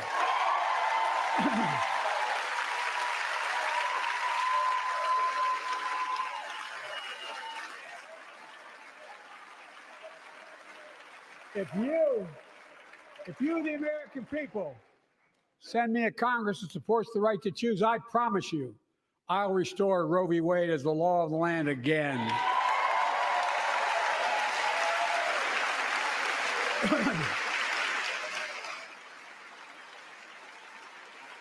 Folks, America cannot go back.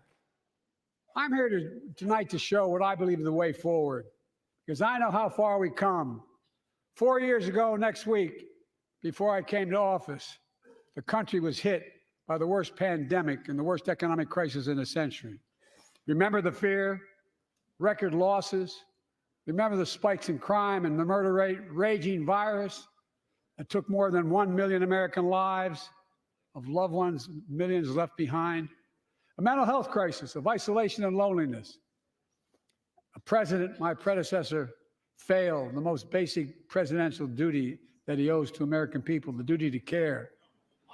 I think that's unforgivable. I came to office determined to get us through one of the toughest periods in the nation's history. We have. It doesn't make news, but in 1,000 cities and towns, the American people are writing the greatest comeback story never told.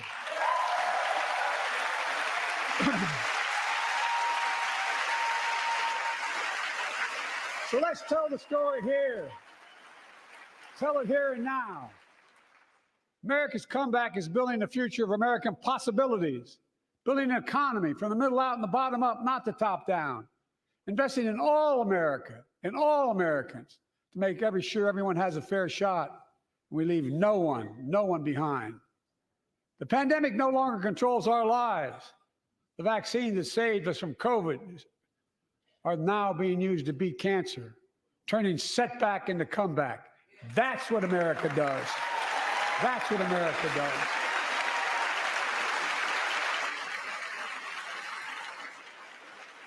Folks,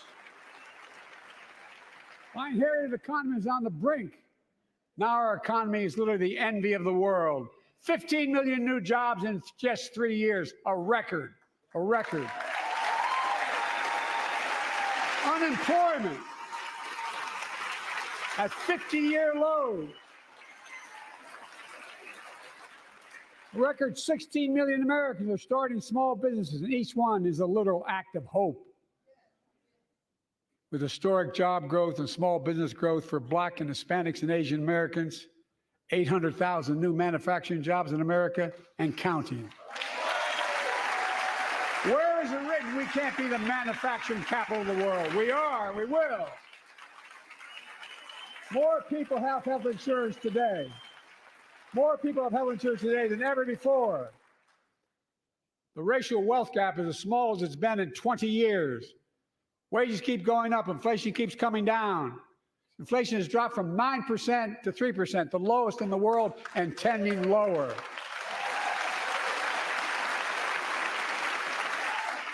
The landing is and will be soft. And now, instead of importing foreign products and exporting American jobs, we're exporting American products and creating American jobs right here in America, where they belong.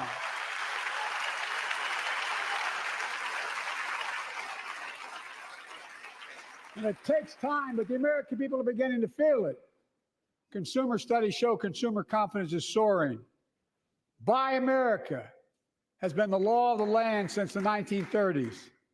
Past administrations, including my predecessor, including some Democrats as well in the past, failed to buy American. Not anymore. On my watch, federal projects that you fund, like helping build American roads, bridges, and highways, will be made with American products and built by American workers.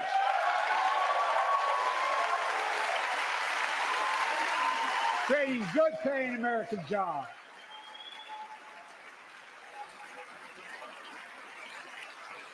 And thanks to our CHIPS and Science Act, the United States is investing more in research and development than ever before. During the pandemic, a shortage of semiconductors, chips, that drove up the price of everything from cell phones to automobiles. And by the way, we invented those chips right here in America. Well, instead of having to import them, private companies are now investing billions of dollars to build new chip factories here in America, creating tens of thousands of jobs. Many of those jobs paying $100,000 a year and don't require a college degree.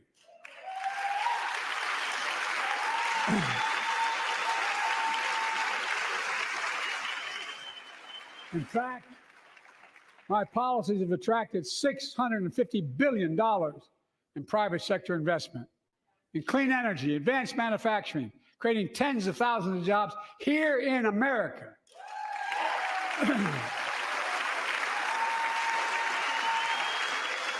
And thanks to our bipartisan infrastructure law, 46,000 new projects have been announced all across your communities. And by the way, I noticed some of you strongly voted against it, or they're cheering on that money coming in. I like it. I'm with you. I'm with you. If any of you don't want that money in your district, just let me know. Modernize our roads and bridges, ports and airports, public transit systems. Removing poisonous lead pipes so every child can drink clean water without risk of brain damage.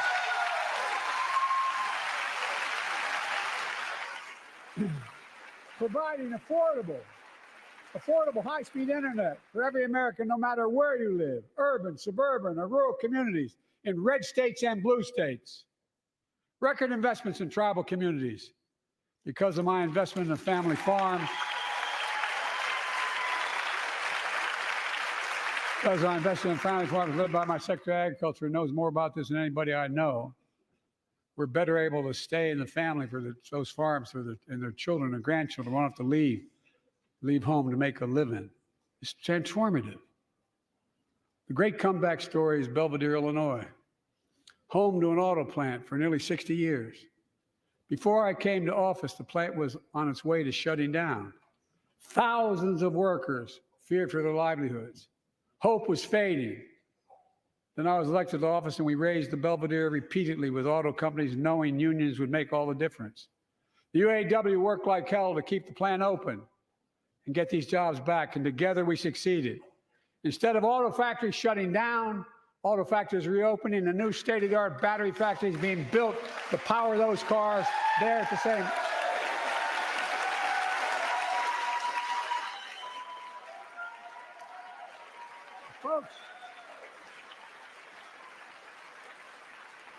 The folks of Belvedere, I say, instead of your town being left behind, your community is moving forward again.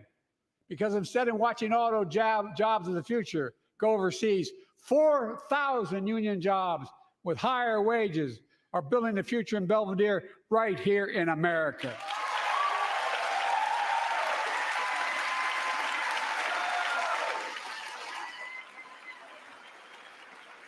Here tonight is UAW President Shawn Fain, a great friend and a great labor leader. Shawn, where are you? Stand up.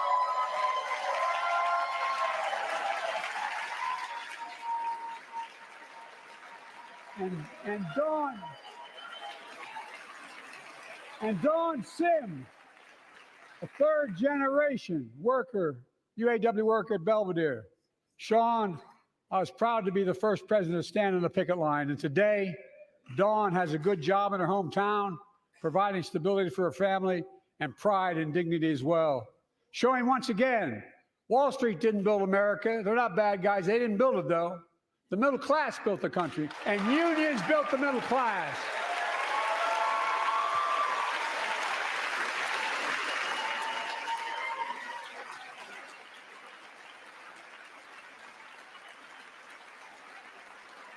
I say to the American people, when America gets knocked down, we get back up. We keep going. That's America.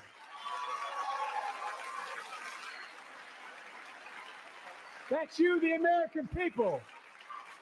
It's because of you America's coming back. It's because of you our future is brighter. It's because of you that tonight we can proudly say the state of our union is strong and getting stronger.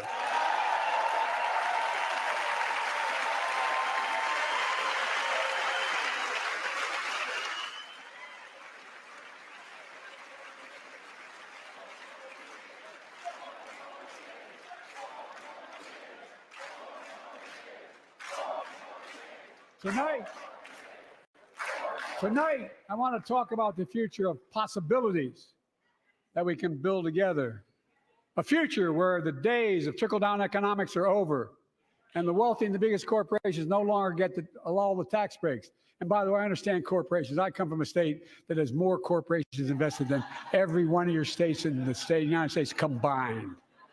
And I represented it for 36 years. I'm not anti-corporation, but I grew up in a home where trickle-down economics didn't put much on my dad's kitchen table.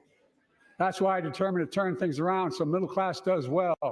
When they do well, the poor go way up and the wealthy still do very well. We all do well. And there's more to do to make sure you're feeling the benefits of all we're doing. Americans pay more for prescription drugs than anywhere in the world. It's wrong, and I'm ending it.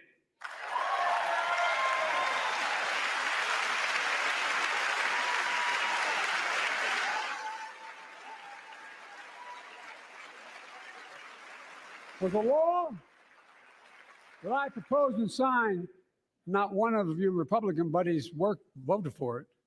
We finally beat Big Pharma. Instead of paying $400 a month or thereabouts for insulin with diabetes, and it only costs $10 to make, they only get paid $35 a month now and still make a healthy profit. And I want to, but what to do next? I want to cap the cost of insulin $35 a month for every American who needs it. Everyone.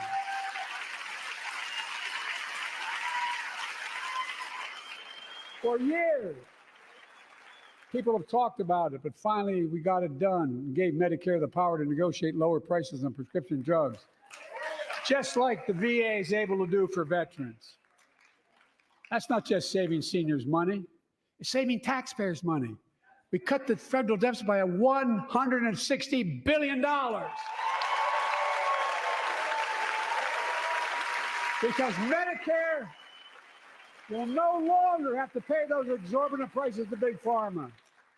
This year, Medicare is negotiating lower prices for some of the costliest drugs on the market that treat everything from heart disease to arthritis. It's now time to go further and give Medicare the power to negotiate lower prices for 500 different drugs over the next decade. They're making a lot of money, guys. And they'll still be extremely profitable.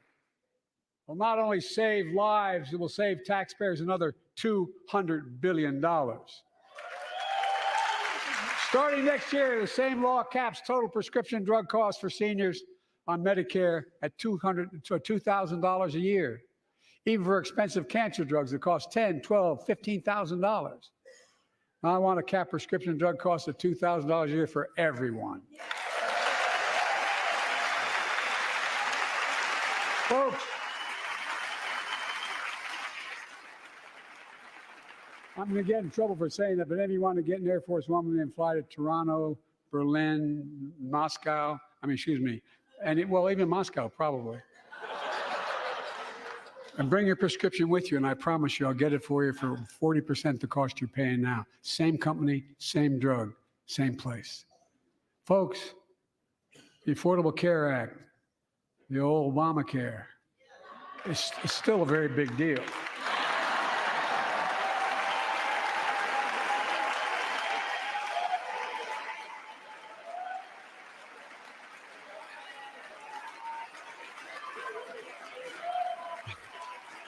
Over 100 million of you can no longer be denied health insurance because of pre-existing condition. Well, my predecessor and many in this chamber want to take this prescription drug away by repealing the Affordable Care Act. I'm not going to let that happen. We stopped you 50 times before, and we'll stop you again. In fact, I'm not only protecting it, I'm expanding it. They enacted tax credits of $800 per person per year, reduce healthcare costs for millions of working families. That tax credit expires next year. I want to make that savings permanent.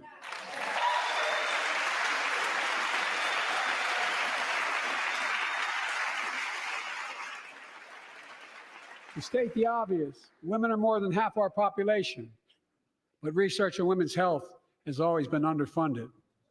That's why we're launching the first ever White House initiative on women's health research, led by Jill, doing an incredible job as First Lady.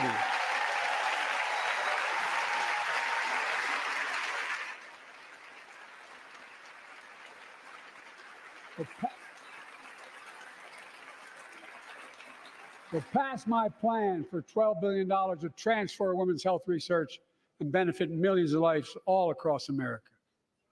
I know the cost of housing is so important to you. If inflation keeps coming down, mortgage rates will come down as well, and the Fed acknowledges that. But I'm not waiting. I want to provide an annual tax credit that will give Americans $400 a month for the next 2 years as mortgage rates come down, to put toward their mortgages when they buy their first home or trade up for a little more space. Just for 2 years.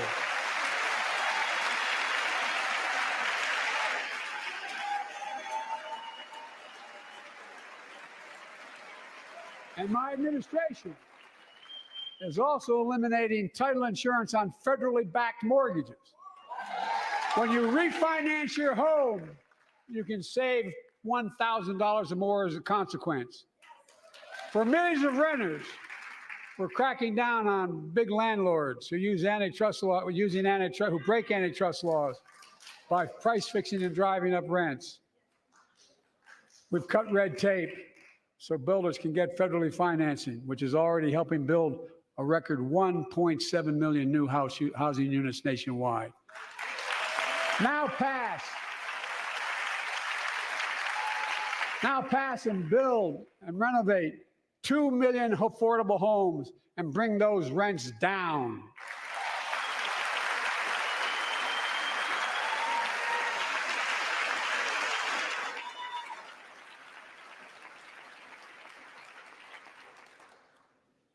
To remain the strongest economy in the world, we need to have the best education system in the world.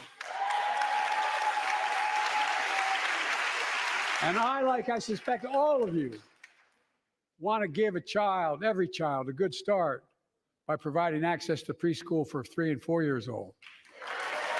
You know, I think I pointed out last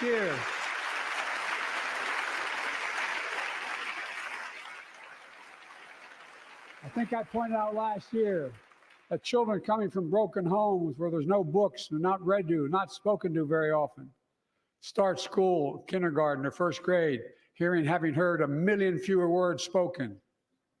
Well, studies show that children who go to preschool are nearly 50% more likely to finish high school, go on to earn a 2- and 4-year degree, no matter what their background is.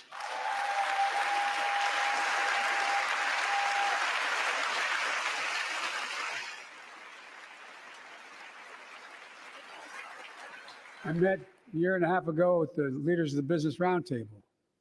They were mad that they were angry. I think, well, they were discussing why I wanted to spend money on education. I pointed out to them as vice president, I met with over 182 of those folks. Don't hold me to the exact number. And I asked them what they need most, the CEOs. And you've had the same experience on both sides of the aisle. They say a better educated workforce, right? So I looked at them and I say, I come from Delaware. DuPont used to be the 8th largest corporation in the world. And every new enterprise they bought, they educated the workforce to that enterprise. But none of you do that anymore. Why are you angry with me providing you the opportunity for the best educated workforce in the world? And they all looked at me and said, I think you're right. I want to expand high quality tutoring and summer learning to see that every child learns to read by 3rd grade.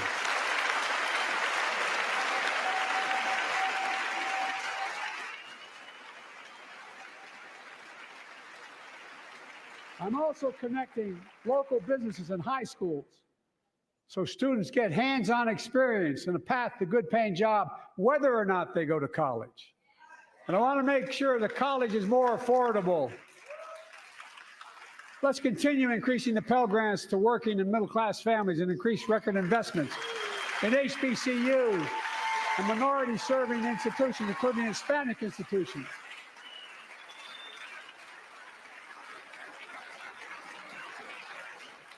When I was told I couldn't universally just change the way in which we dealt with student loans, I fixed 2 student loan programs that already existed to reduce the burden of student debt for nearly 4 million Americans, including nurses, firefighters, and others in public service.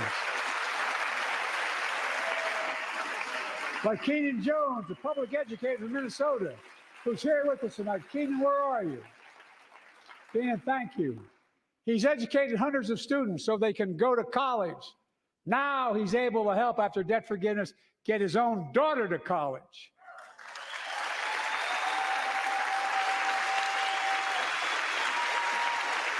And folks, look, such relief is good for the economy because folks are now able to buy a home, start a business, start a family.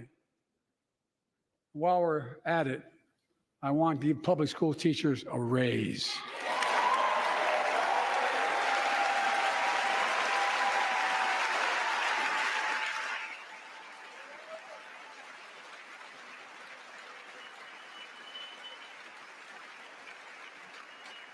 And by the way, the first couple of years, we cut the deficit. Now, let me speak to the question of fundamental fairness for all Americans. I've been delivering real results in fiscally responsible ways. We've already cut the federal deficit. We've already cut the federal deficit over $1 trillion. I signed the bipartisan deal to cut another $1 trillion in the next decade. It's my goal to cut the federal deficit another $3 trillion by making big corporations and the very wealthy finally beginning to pay their fair share.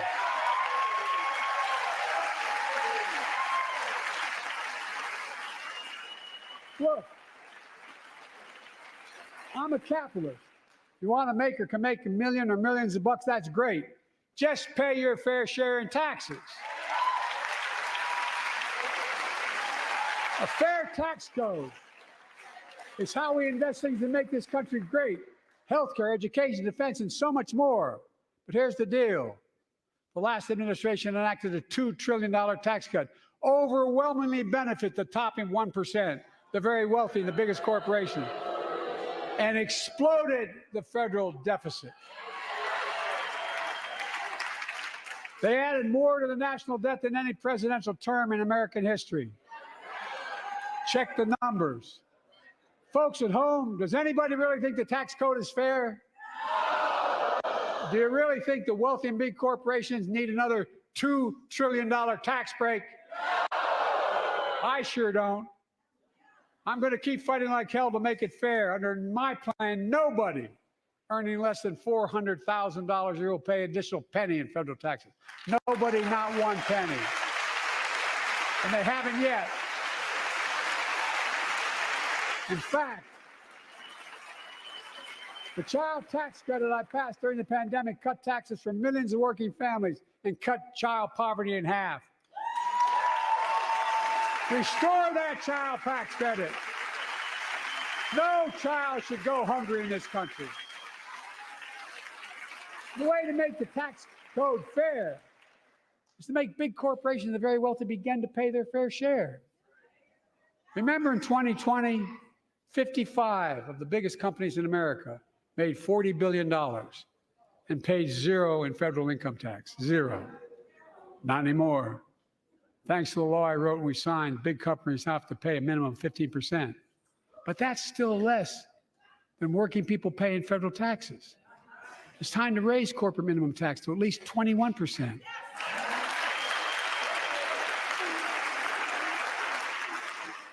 So every big corporation finally begins to pay their fair share.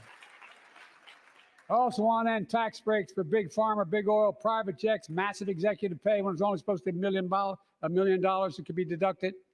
They can pay them $20 million if they want, but deduct $1 million. End it now. You know, there are 1,000 billionaires in America. You know what the average federal tax is for those billionaires? No. They're making great sacrifices, 8.2%. That's far less than the vast majority of Americans pay. No billionaire should pay a lower federal tax rate than a teacher, a sanitation worker, or a nurse.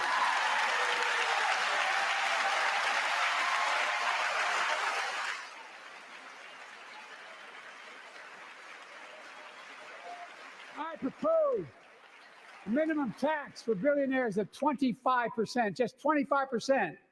You know what that would raise? That would raise $500 billion over the next 10 years. And imagine what that could do for America. Imagine a future with affordable child care. Millions of families can get they need to go to work to help grow the economy. Imagine a future with paid leave, because no one should have to choose between working and taking care of their sick family member. Imagine the future of home care and elder care, and people living with disabilities, so they can stay in their homes and family caregivers can finally get the pay they deserve. Tonight, let's all agree once again to stand up for seniors. Many of my friends on the other side of the aisle want to put Social Security on the chopping block. If anyone here tries to cut Social Security, Medicare, or raise the retirement age, I will stop you.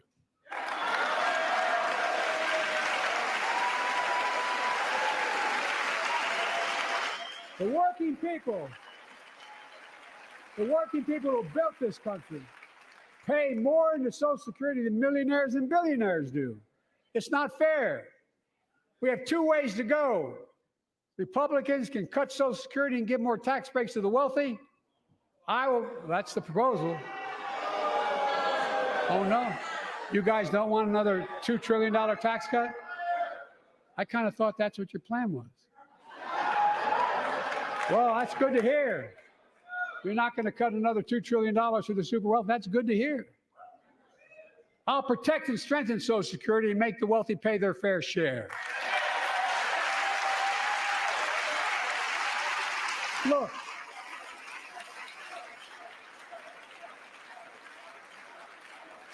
too many corporations raise prices to pad their profits, charging more and more for less and less.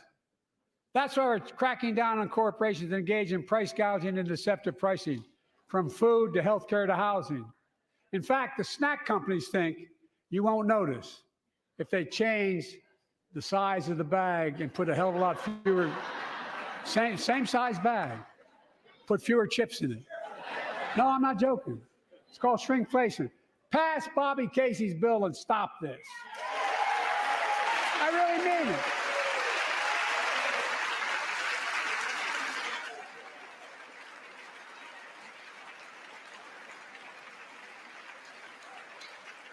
You probably all saw that commercial on Snickers bars. You get charged the same amount, and you got about, I don't know, 10% fewer Snickers in it. Look, I'm also getting rid of junk fees. Those hidden fees at the end of your bill that are there without your knowledge. My administration announced we're cutting credit card late fees from $32 to $8.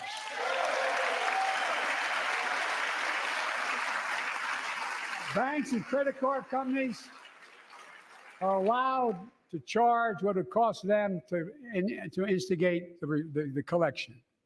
And that's more, a hell of a lot, like $8 and 30-some dollars. They don't like it. Credit card companies don't like it. But I'm saving American families $20 billion a year with all the junk fees I'm eliminating. Folks at home, that's why the banks are so mad. It's $20 billion in profit. I'm not stopping there. My administration has proposed rules to make cable, travel, utilities, and online ticket sellers tell you the total price up front, so there are no surprises. It matters. It matters. And so does this. In November, my team began serious negotiation with a bipartisan group of senators. The result was a bipartisan bill with the toughest set of border security reforms we've ever seen. Oh, you don't think so? Oh, you don't like that bill, huh? That conservatives got together and said it was a good bill? I'll be darned. That's amazing. That bipartisan bill would hire 1,500 more security agents and officers, 100 more immigration judges to help tackle the backload of 2 million cases, 4,300 more asylum officers, and new policies so they can resolve cases in 6 months instead of 6 years now.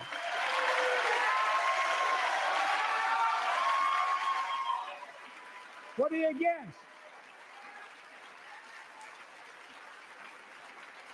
100 more high-tech drug detection machines to significantly increase the ability to screen and stop vehicles smuggling fentanyl into America. That's killing thousands of children. This bill would save lives and bring order to the border. It will also give me and any new president new emergency authority to temporarily shut down the border when the number of migrants at the border is overwhelming. The Border Patrol Union has endorsed this bill. The Federal Chamber of Commerce is, yeah. You're saying low. Look at the facts. I know you know how to read.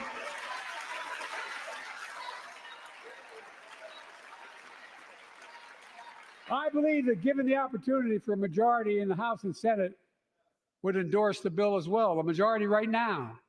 But unfortunately, politics has derailed this bill so far. I'm told my predecessor called members of Congress in the Senate to demand they block the bill. He feels political win, he viewed it as a political win for me and a political loser for him.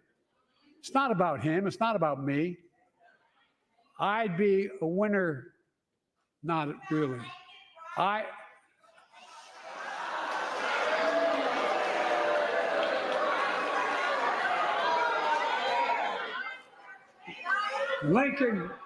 Lincoln Riley, an innocent young woman who was killed by an illegal.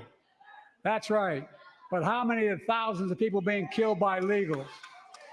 To her parents, I say, my heart goes out to you, having lost children myself. I understand.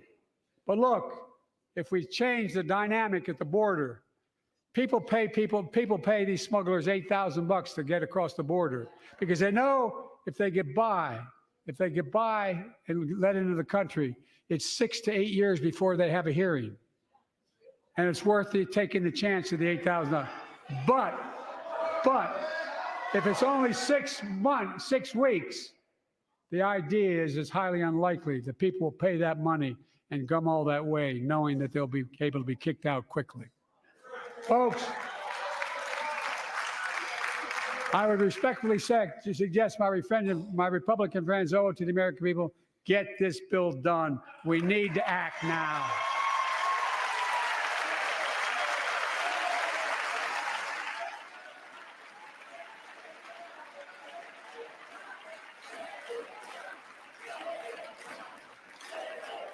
And if my predecessor is watching, instead of paying politics and pressuring members of Congress to block the bill, join me in telling the Congress to pass it.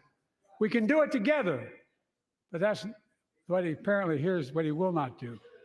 I will not demonize immigrants saying they are poison in the blood of our country. I will not separate families. I will not ban people because of their faith. Unlike my predecessor on my first day in office, I introduced a comprehensive bill to fix our immigration system. Take a look at it. It has all these and more. Secure the border. Provide a pathway to citizenship for dreamers, and so much more. But unlike my predecessor, I know who we are as Americans. We're the only nation in the world with a heart and soul that draws from old and new. Home to Native Americans, whose ancestors have been here for thousands of years. Home to people of from every place on earth. They came freely. Some came in chains. Some came when famine struck, like my ancestral family in Ireland. Some to flee persecution, to chase dreams that are impossible anywhere but here in America. That's America. And we all come from somewhere. but we're all Americans.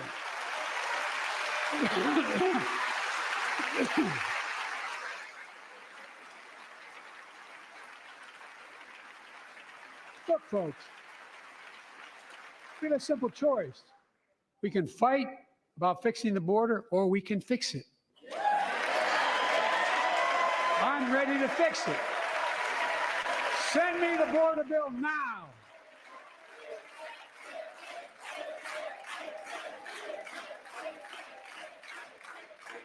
A transformational moment in history happened 59 years ago today in Selma, Alabama. Hundreds of foot soldiers for justice marched across the Edmund Pettus Bridge, named after the Grand Dragon of the Ku Klux Klan, to claim their fundamental right to vote. They were beaten, they were bloody, and left for dead. Our late friend and former colleague, John Lewis, was on that march. We miss him.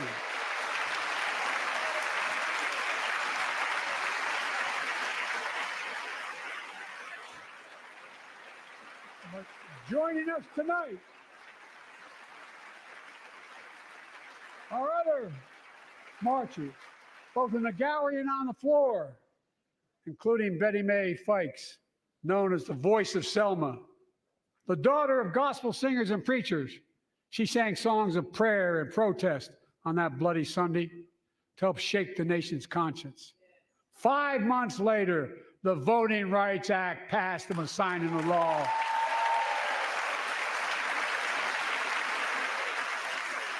Thank you. Thank you, thank you, thank you.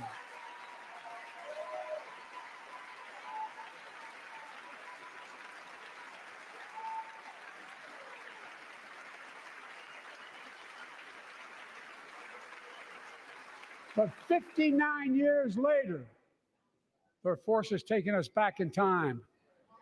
Voter suppression, election subversion, unlimited dark money, extreme gerrymandering. John Lewis is a great friend to many of us here, but if you truly want to honor him and all the heroes who marched with him, then it's time to do more than talk. Pass the Freedom to Vote Act, the John Lewis Voting Rights Act.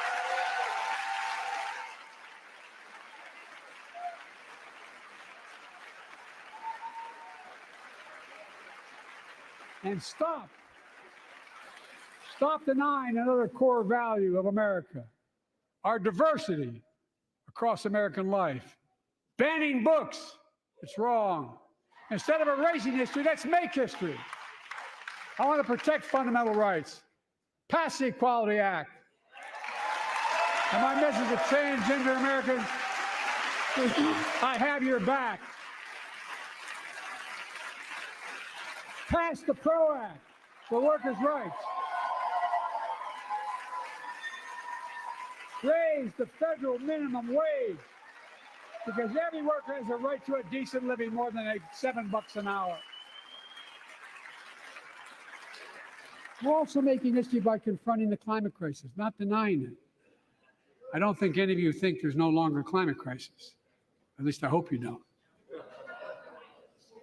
I'm taking the most significant action ever on climate in the history of the world. I'm cutting our carbon emissions in half by 2030, creating tens of thousands of clean energy jobs, like the IBEW work is building and installing 500,000 electric vehicle charging stations. Conserving 30% of America's lands and waters by 2030. And taking action on environmental justice fence line communities smothered by the legacy of pollution. And pattern after the Peace Corps and AmeriCorps, I launched the Climate Corps to put 20,000 young people to work in the forefront of our clean energy future. I'll triple that number in a decade.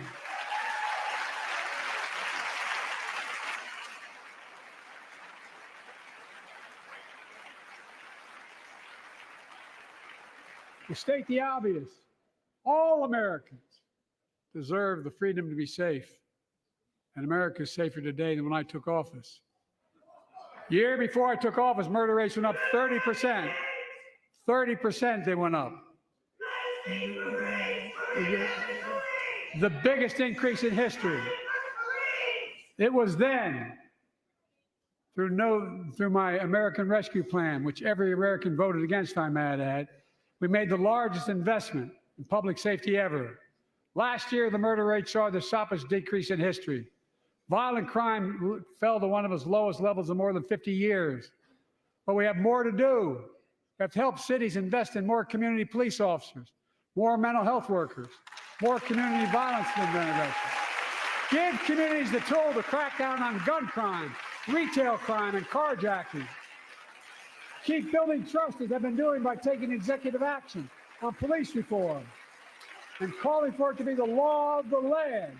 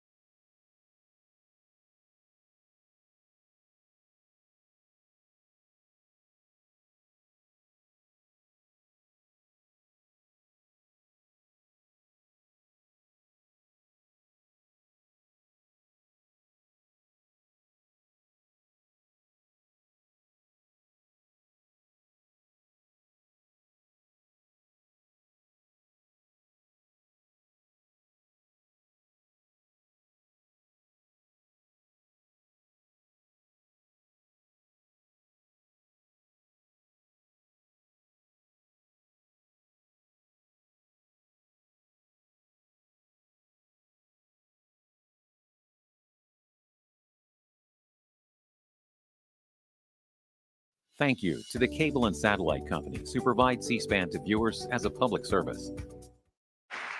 My predecessor told the NRA he's proud he did nothing on guns when he was president. Oh. After another shooting in Iowa recently, he said, when asked what to do about it, he said, just get over it. There's his quote, just get over it. I say, stop it. Stop it, stop it, stop it.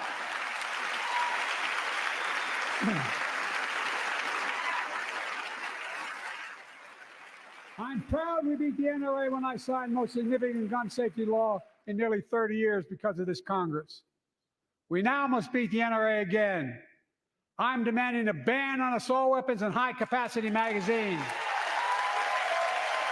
Pass universal background checks. None of this. I taught the Second Amendment for 12 years. None of this violates the Second Amendment or vilifies responsible gun owners. You know, as we manage challenges at home, we're also managing crises abroad, including in the Middle East.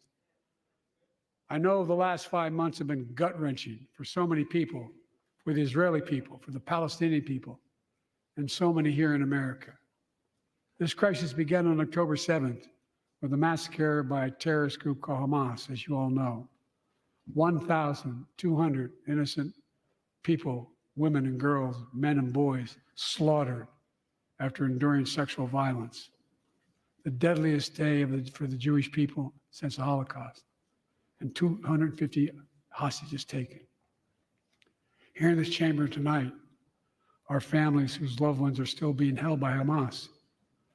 I pledge to all the families that we will not rest until we bring every one of your loved ones home. We also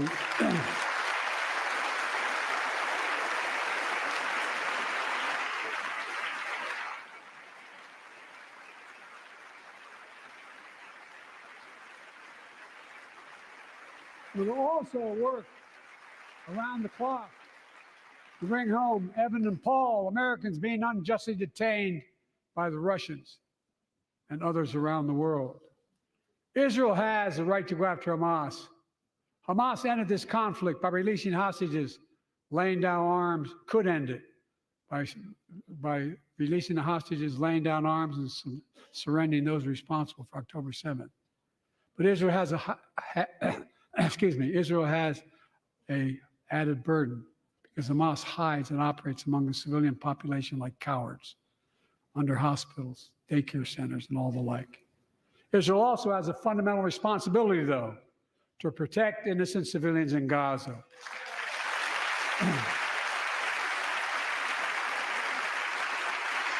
This war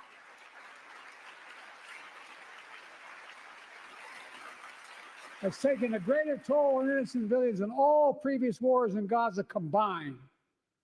More than 30,000 Palestinians have been killed, most of whom are not Hamas. Thousands and thousands of innocents, women and children, girls and boys, also orphaned. Nearly 2 million more Palestinians under bombardment or displacement. Homes destroyed, neighborhoods in rubble, cities in ruin, families without food, water, medicine. It's heartbreaking. I've been working nonstop to establish an immediate ceasefire that would last for 6 weeks to get all the prisoners released, all the hostages released, to get the hostages home and ease the intolerable and humanitarian crisis and build toward an enduring, something more enduring. The United States has been leading international efforts to get more humanitarian assistance to Gaza. Tonight, I'm directing the U.S. military to lead an emergency mission to establish a temporary pier in the Mediterranean on the coast of Gaza that can receive large shipments carrying food, water, medicine, and temporary shelters. No U.S. boots will be on the ground. A temporary pier will enable a massive increase in the amount of humanitarian assistance getting into Gaza every day.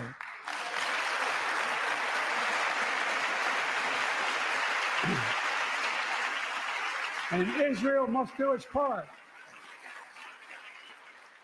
Israel must allow more aid into Gaza to ensure humanitarian workers aren't caught in the crossfire. And they're announcing they're going to have a crossing in northern Gaza. For the leadership of Israel, I say this: humanitarian assistance cannot be a secondary consideration or a bargaining chip.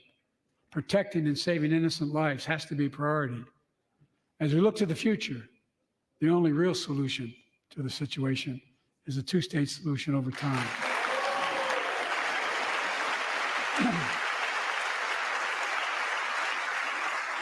And I say this as a lifelong supporter of Israel. My entire career, no one has a stronger record with Israel than I do. I challenge any of you here. I'm the only American president of Israel in wartime, but there is no other path that guarantees Israel's security and democracy. There is no other path that guarantees that Palestinians can live in peace with peace and dignity. And there's no other path that guarantees peace between Israel and all of its neighbors, including Saudi Arabia, with whom I'm talking. Creating stability in the Middle East also means containing the threat posed by Iran. That's why I built a coalition of more than a dozen countries to defend international shipping and freedom of navigation in the Red Sea. I've ordered strikes to degrade the Houthi capability and defend U.S. forces in the region. As Commander-in-Chief, I will not hesitate to direct further measures to protect our people and our military personnel.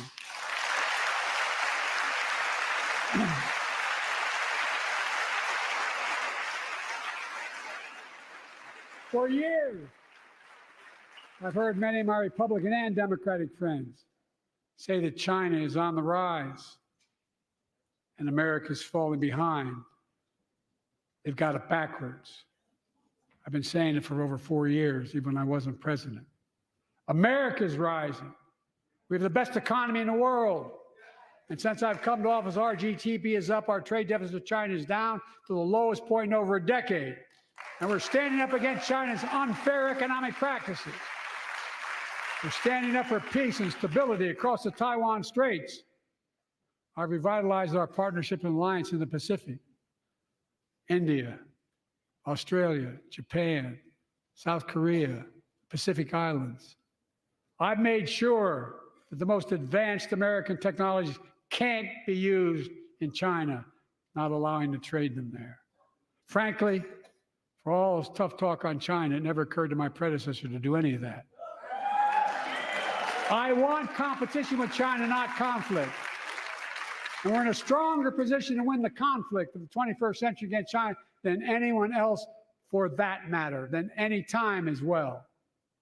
Here at home, I've signed over 400 bipartisan bills. There's more to pass my unity agenda. Strengthen penalties on fentanyl trafficking. You don't want to do that, huh? Pass bipartisan privacy legislation to protect our children online. Harness the promise of AI to protect us from peril. Ban AI voice impersonations and more. And keep our truly sacred obligation to train and equip those we send into harm's way and care for them and their families when they come home and when they don't.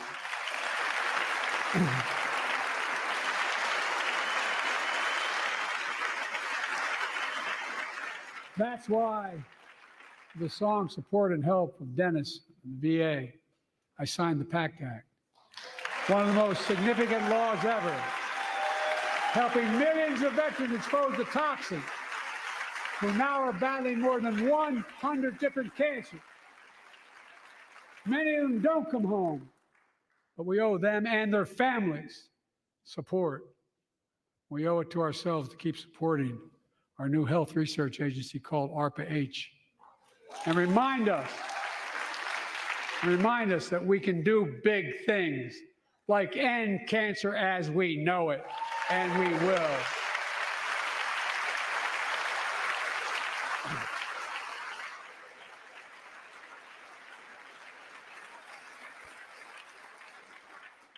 Let me close with this. Yeah.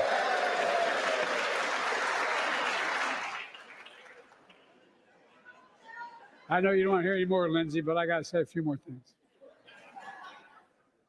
I know it may not look like it, but I've been around a while.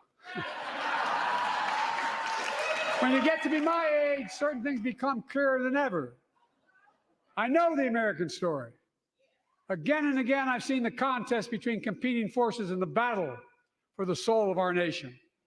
Between those who want to pull America back to the past and those who want to move America into the future. My lifetime has taught me to embrace freedom and democracy, a future based on core values that have defined America: honesty, decency, dignity, equality, to respect everyone, to give everyone a fair shot, to give hate no safe harbor. Now, other people my age see it differently. The American story of resentment, revenge, and retribution, that's not me. I was born amid World War II when America stood for the freedom of the world. I grew up in Scranton, Pennsylvania, and Claymont, Delaware, among working class people who built this country. I watched in horror as two of my heroes, like many of you did, Dr. King and Bobby Kennedy, were assassinated. And their legacies inspired me to pursue a career in service. I left the law firm and became a public defender because my city of Wilmington was the only city in America occupied by the National Guard after Dr. King was assassinated because of the riots. And I became a county councilman almost by accident. I got elected to the United States Senate when I had no intention of running at age 29. Then vice president of our first black president. Now president to the first women vice president.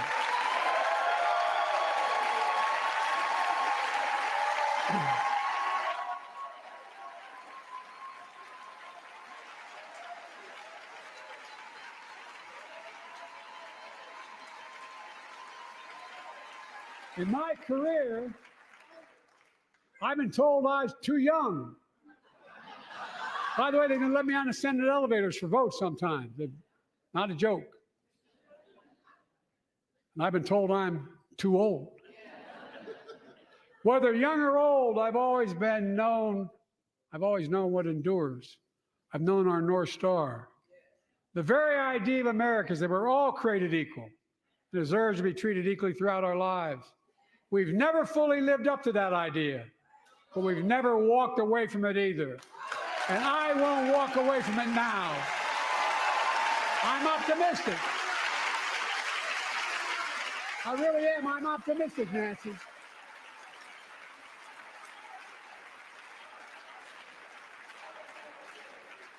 My fellow Americans, the issue facing our nation isn't how old we are, it's how old are our ideas. Hate, anger, revenge, retribution are the oldest of ideas. But you can't lead America with ancient ideas that only take us back. You lead America, the land of possibilities.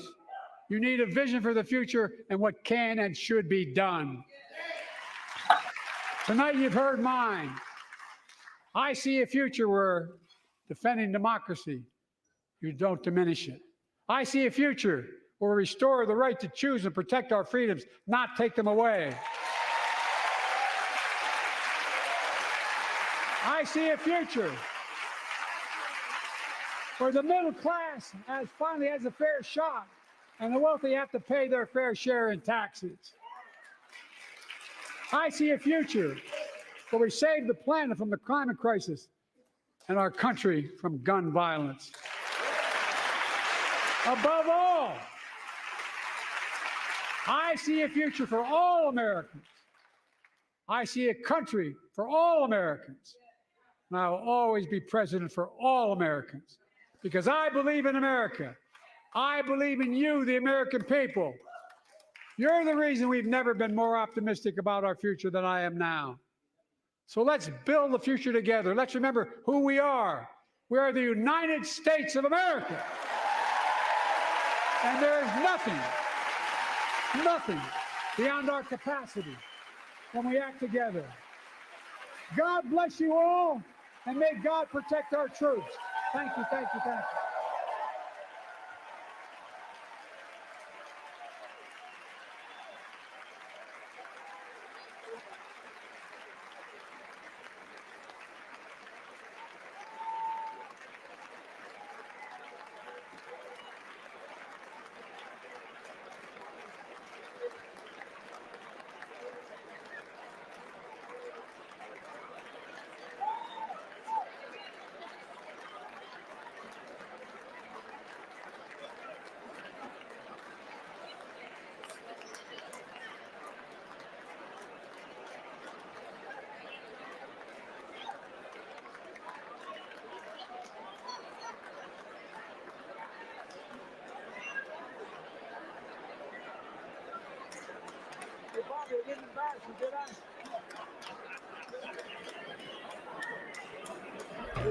Only American president is with no more truth.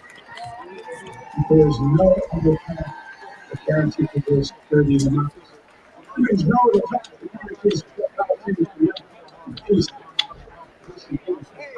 There's no other path that guarantees peace between Israel and all of its neighbors, including Saudi Arabia. Creating stability in the Middle East also means containing the threat posed by Iran. That's why I feel a coalition of more than a dozen countries defend international shipping and freedom of information in the Red Sea. I've ordered strikes to degrade the Houthi capability to defend U.S. forces in the region. As Commander-in-Chief, I will not hesitate to direct further measures to protect our people and the military personnel.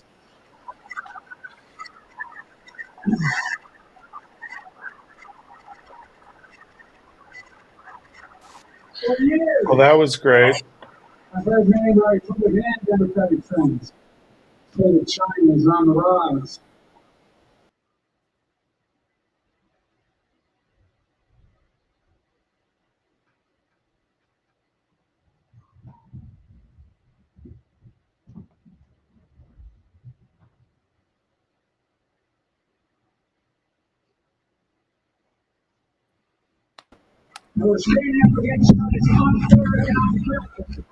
Okay, guys, let's kill that sound, can we? Yeah. Okay.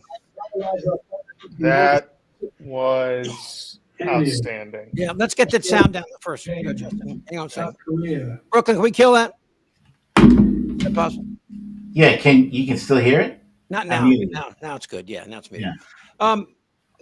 Amazing. Amazing. I've never been prouder of a Yeah. president than I was tonight on so many different levels. Number one, he just took it to him right out of we talked about it earlier. He came right out of the gate swinging and hit it on every single point. And, you know, the small little speech issues made me even prouder. And I just wish that the country knew what it's like for people to grow up with speech impediments and have the balls to get in front of the entire world at a pivotal time like this, maybe the most pivotal time in our nation's history, and deliver a speech like that. And to have those, to have, you know, Dairy Queen and her lot of pack mules out there. It was, who got thrown out? Do we know who that was? The person that was actually tossed out? I mean, it just goes to show you what we're up against. It's literally like, I really can't think of an adequate metaphor, but I think that that he touched on every point that he needed to tonight. And I was, Yeah, he did. He really did. Unions, Ukraine, the economy, the deficit, the Supreme Court, this one. And with all due respect, justices, women are not without electoral power. Electoral or political power. You're about to realize just how much you're right about that. That was unreal. T-Pain has been to a lot of churches and a lot of wrestling matches, and this was a combination between a Southern Baptist Sunday morning revival and Saturday night WWE SmackDown. Yep. I think Cassidy and the Sundance Kid. He mentioned, I tried to keep note of how many times he mentioned the former president, and I quit at 14. I think that, you know, what he did was not only necessary, but was salient, on point, and just inspiring. I'll tell you something, you know, the money that they're going to raise from the Democratic Party for people that realize the danger we face is huge. And I'm anxious to hear on True Social what Tiny Fingers has to say, because I'm sure it'll be the same crap. He was truthing the entire time. He announced beforehand he was going to be fact checking Biden. That's rich. He'd send out a tweet and then change an adult diaper. That's how it was. How T-Pain was watching him, and he was filling them up. He was saying things like the drugs are wearing off, because as far as Trump knows, the only way you can deliver a speech is to be on drugs. Yeah. I got it. Listen to this one. He said all the reduction pricing was done by us and kicked in after we left. So which one is it, Donald? Is everything going to hell right now, or is everything good because of you? You never know. I got to say, this speech surpassed all of my expectations. Chip, you asked us all before if we were nervous about this, and I said no, because every time in the past I've watched his speech and I've been nervous before, and then he showed me, like, you don't have to worry about what this guy is going to say. But this was something different. Like, he was at one point, it felt like he was toying with he was like taunting them. Oh, you don't like that one, huh? I was like, holy shit, somebody you shouldn't have went and made Dark Brandon mad, because now he's embarrassing you in front of the country. T-Pain and She-Pain were watching it together, and you know, T-Pain don't like to swear nothing that much, but we looked at each other and we said, damn.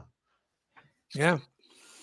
My wife was too nervous to watch it. We grew up in DC, and we grew up around a lot of political friends. My best friend was a former press secretary for U.S. Senator, and I worked as a kid on Capitol Hill. I've been around this my whole life. I've told the story of Tip O'Neill when the Catholic school, when I was a small kid, we went to see Tip O'Neill when he was Speaker of the House. If you don't know Tip O'Neill, famous Irishman from the Boston area. And we went to his office, and he was the kind of guy that was like, you know, if somebody stared out the window, goes, "Hey, son, listen to me." And everybody did, right? And then when we were leaving, right, we left and we had lunch on the steps of the U.S. Capitol, and we're all eating our lunch. And he saw us out there, and he came and he told us the story of the War of 1812 and how they had burned the White House. But the policemen that were working there guarded the Capitol. Regular policemen with their own guns and other citizens kept the Capitol from being burned. They stopped it. And, you know, when I saw January 6th and tonight, I thought of Tip O'Neill and an Irishman, like, you know, if you look at the Biden family and look at what they represent. You said this earlier, Brooklyn, that this is a guy whose story is the American story. It really is. And not Trump and none of these, but you know, you look at the people that they're just spewing hate and venom. And tonight it was about, you know, where we need to go. And he did do what he had to do. He stood up for everybody from trans to Palestinians and said, you know, look, this is not a perfect situation. We're going to constantly have to keep working. And I was just blown away. I really was. Yeah. What'd you fellas think of old Tiny Mike Johnson? I was surprised how much he clapped. I really was. Did you see? Now, this is a little known fact. Did you see him on his phone there for just a minute? No, I didn't. He was setting up an emergency appointment with his fecalist. Watching his facial expression throughout this was giving me life because he looked like he was in some enormous pain and discomfort. He looked like he was constipated, frankly. Hey, I got to show this. He needed a solemn look on his face. He just imagined a billionaire having to pay their fair share in taxes. Hey, check this out. Look at this. Oh, nice. Thank you. Yeah. All right. So obviously, we went to both to Drudge and Breitbart, and Drudge, praised it. Breitbart attacked it, but I think, there's really little in there. The only thing of substance I can think that they really have anything on would be talking about that one bit about, trans people not turning their back on them. That was the only thing that didn't really fit into the regular Democratic narrative. But I'm proud of him for that too. These are people that are struggling and suffering. Do you know the average trans person resorts to prostitution because they can't get any other job? Oh shit, I didn't know that. Yeah, it's a huge deal. I read an article in Vanity Fair about that. We have a country of incredible disparity when we have so much money. We have these billionaires, as he said before. Why is a billionaire paying fewer taxes than a school teacher? That was a great one. And when he had Sean Fain there, that was brilliant, talking about Wall Street didn't build the middle class. Wall Street didn't build this country, the middle class did, and unions built the middle class. That was a great line. That was not only a great line, but that's what he needed to hit on. Yep. Where he needs turnout is in Rust Belt states in unions. They need to be constantly reminded. I think he converted some voters when he started talking about Social Security. He says, "You want to go after Social Security? Well, I'm going to stop you." Yeah. How about that? Did you guys hear that housing initiative thing where he's talking about the $1,000? Yeah. Shit. Yeah, I thought that was great. That was part of like that fast forward, that future look that I was looking forward to. I did appreciate that. Yeah. Here's the kicker that people forget about. And when you're talking about the economy, and this is something Republicans have always said, leave big business alone because they're the ones that move our economy. That's the biggest bullshit in the world. The truth about this is middle class, they're the ones that buy things that make our economy forward. When you give middle class people a tax cut, they spend it. And those businesses grow and they can hire more people. Anything else is BS. That's how it works. And so, I mean, I'm excited. I really am. I'm excited to see, I don't want to watch the response. Do you guys? Are we going to turn it in? No, I don't care about that.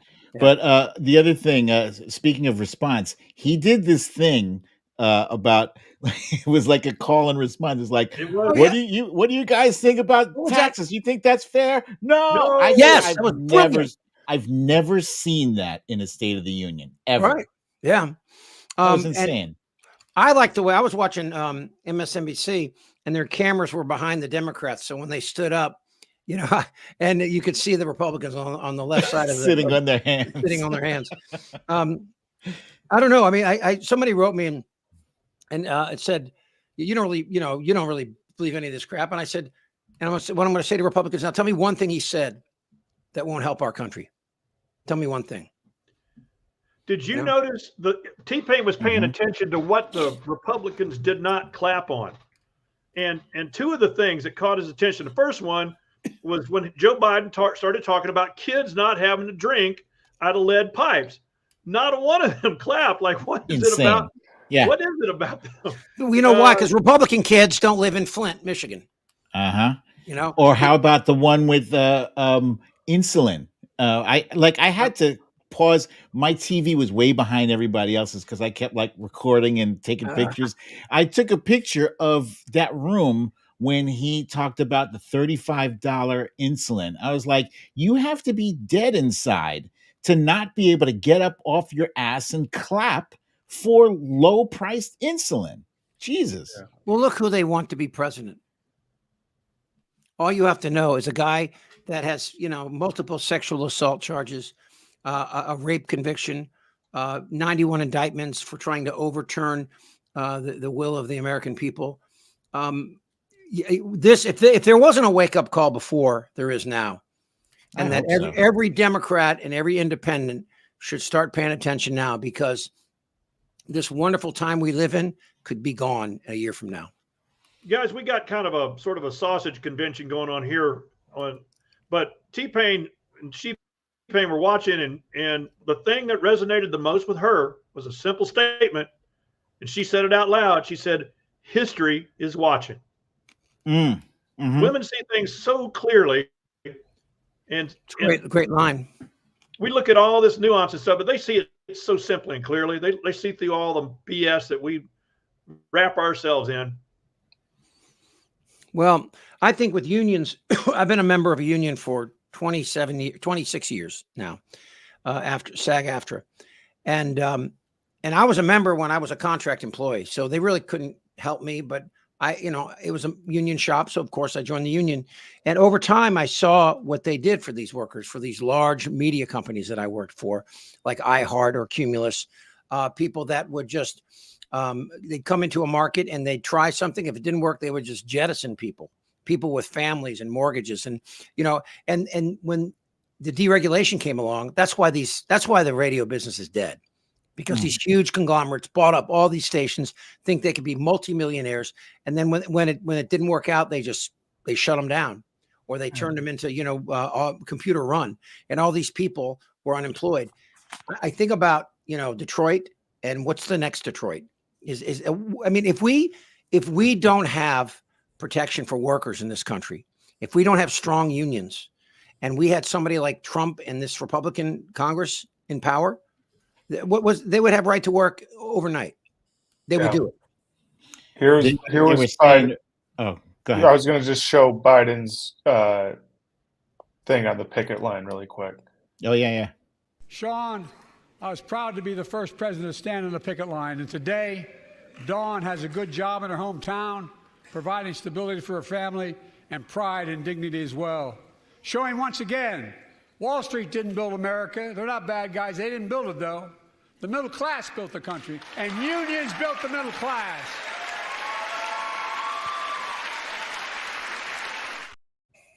That's a Who is that next to Pelosi? Who is that to her left? I don't know. Oh. It's a great clip.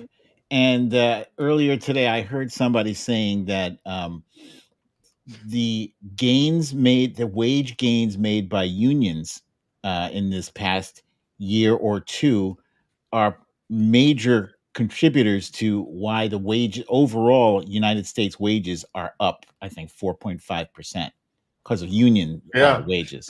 And That's honestly, huge. union turnout in Michigan, Ohio, and Pennsylvania could swing this election.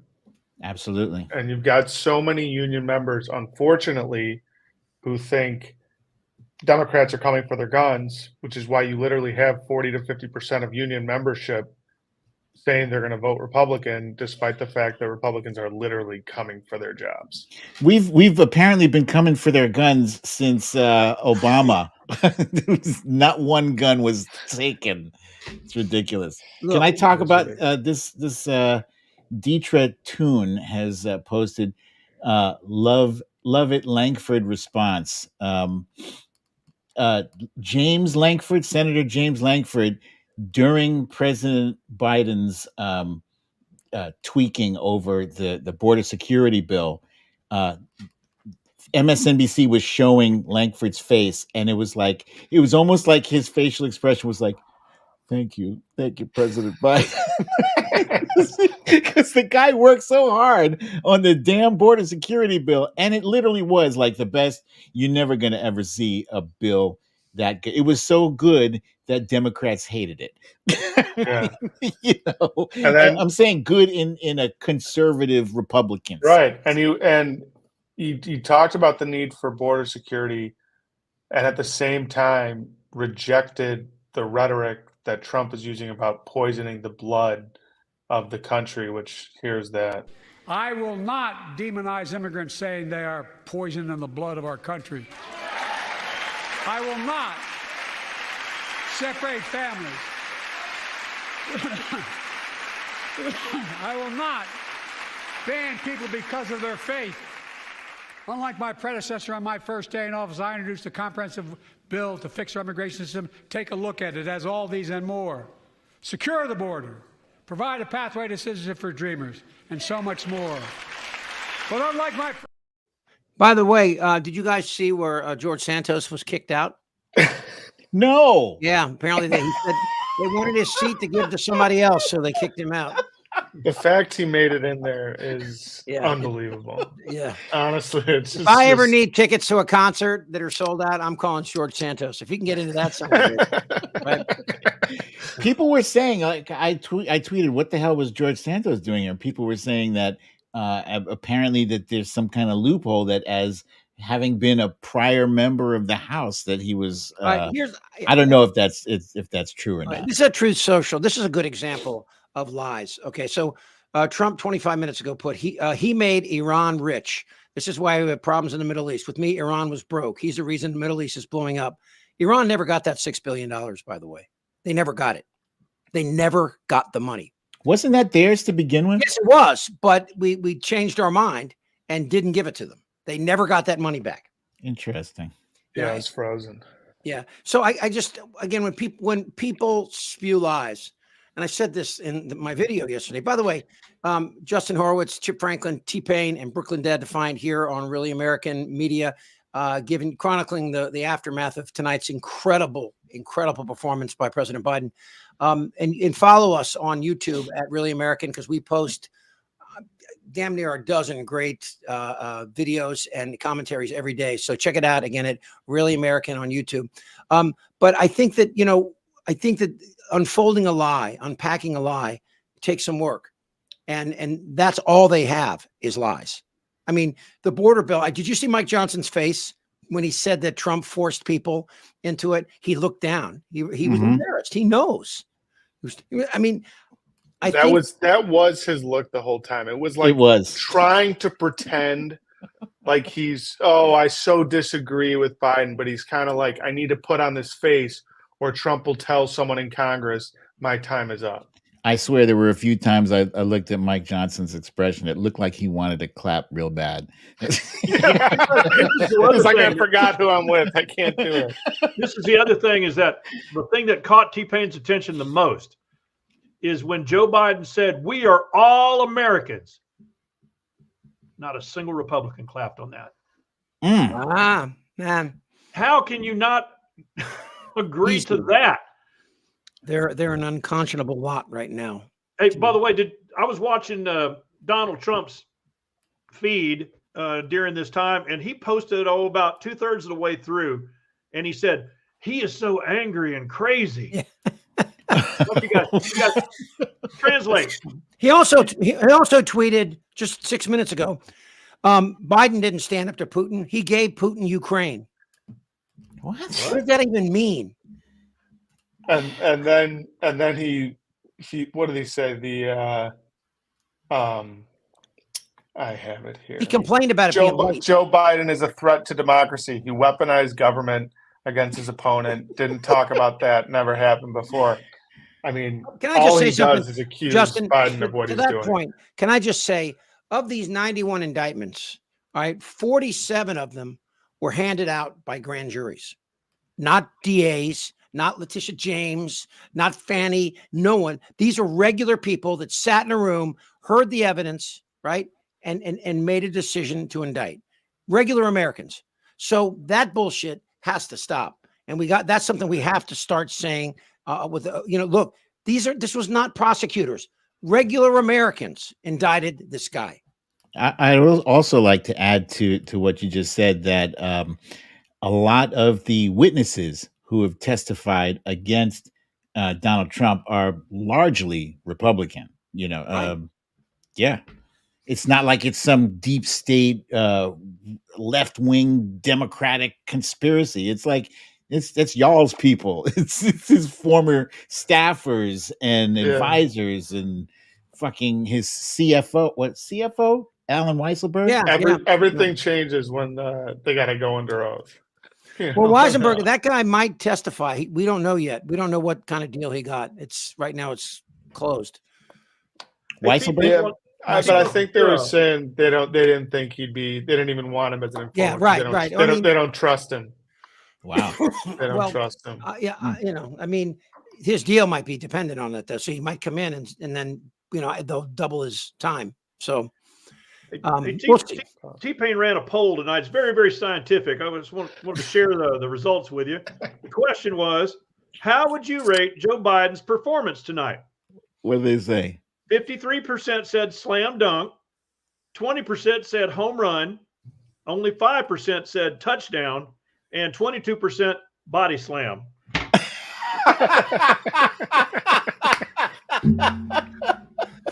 T, I'm laughing because for a while you were running all these polls, and the right-wing trolls were like hijacking them, and so I was waiting for. Very clever what you did. Well, and that poll is just as scientific and as accurate as all the others we've been hearing. Probably even more so. I want to throw this out there. A friend of mine who used to work for a polling company told me he believes that the polls right now are being more weighted towards Trump supporters because of what happened in 2016 and even in 2020. Where the results were not indicative of what was really going down. And I don't know how much he says, this is just my guess. And also in many of these polls, the New York Times poll that just came out where they had him 5 points ahead, they asked these people and a significant number, like 33%, I believe, weren't registered to vote. So why were they even asking these people? Well, I mean, if you ask a Trump supporter, it's probably somebody that will vote if they remember to put together. Most probably will vote by mail because they're not going to take off work to go in to vote, and their job. If they're not registered, though. Well, if it's a right to work state, probably they won't be allowed to go in and vote and leave their job. I mean, that's not a federal law, is it? No. So, so Martin, who else was yelling? Do we know other Martin Taylor Greene? I've been trying to find it, and I don't see anything down here yet. Yeah, the first guy I don't think was in Congress because he was up top. Unless they escorted him out. Yeah. So there obviously guests were allowed, but I mean that never happened. I mean I'm older than you guys, but I mean I grew up watching these, and that I before Marjorie Taylor Greene and Beaupert, I don't remember that anything ever like Joe Wilson was the Joe Wilson, yeah. And I'm not. Which was Joe Wilson? Wasn't he a member of the Tea Party? Yes, the Tea Party was kind of like the precursor to MAGA, essentially. They didn't start out that way. They started out as a fiscally conservative group, and then religion got hold of them, evangelicals, and they turned them into pro-life and all sorts of crazy shit. So, Justin, did you get a clip of President Biden calling out SCOTUS? Ooh. Yeah, I did. Yeah, because that shit was fire. I was like, what? But somebody wrote here. And with all due respect, justices, women are not without electoral power. Electoral or political power. You're about to realize just how much you're right about that. Wow. They look like they were kids in detention. T-Pain threw up a fist bump on that one. That one got to her. That was great. Hey, let T-Pain ask you guys a question for a second. Now, we came into this talking about, was Joe Biden going to throw up on himself, or was he going to fall down or whatever? And that didn't happen, obviously. He kicked some serious hiney tonight. does this have any long-term effects, or is this going to change the narrative? You think about the press? He's too old. He's too slow. Whatever. You think this has changed the arc of that tonight? So one of the big things Steve Kornacki was talking about was an enthusiasm gap amongst the Democratic base and the Republican base on Super Tuesday.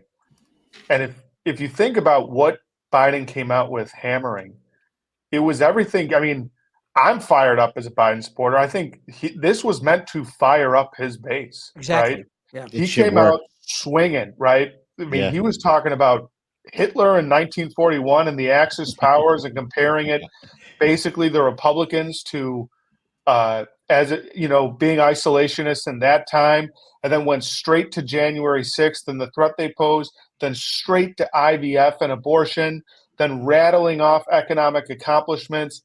I mean, he was just thing after thing after thing. Boom. It was boom. brilliant. Brilliant. And then his cut the deficit, which was this was incredible. Here's that. I've been delivering real results in fiscally responsible ways. We've already cut the federal deficit. We've already cut the federal deficit over $1 trillion. I signed the bipartisan deal to cut another $1 trillion in the next decade. It's my goal to cut the federal deficit another $3 trillion by making big corporations and the very wealthy finally beginning to pay their fair share.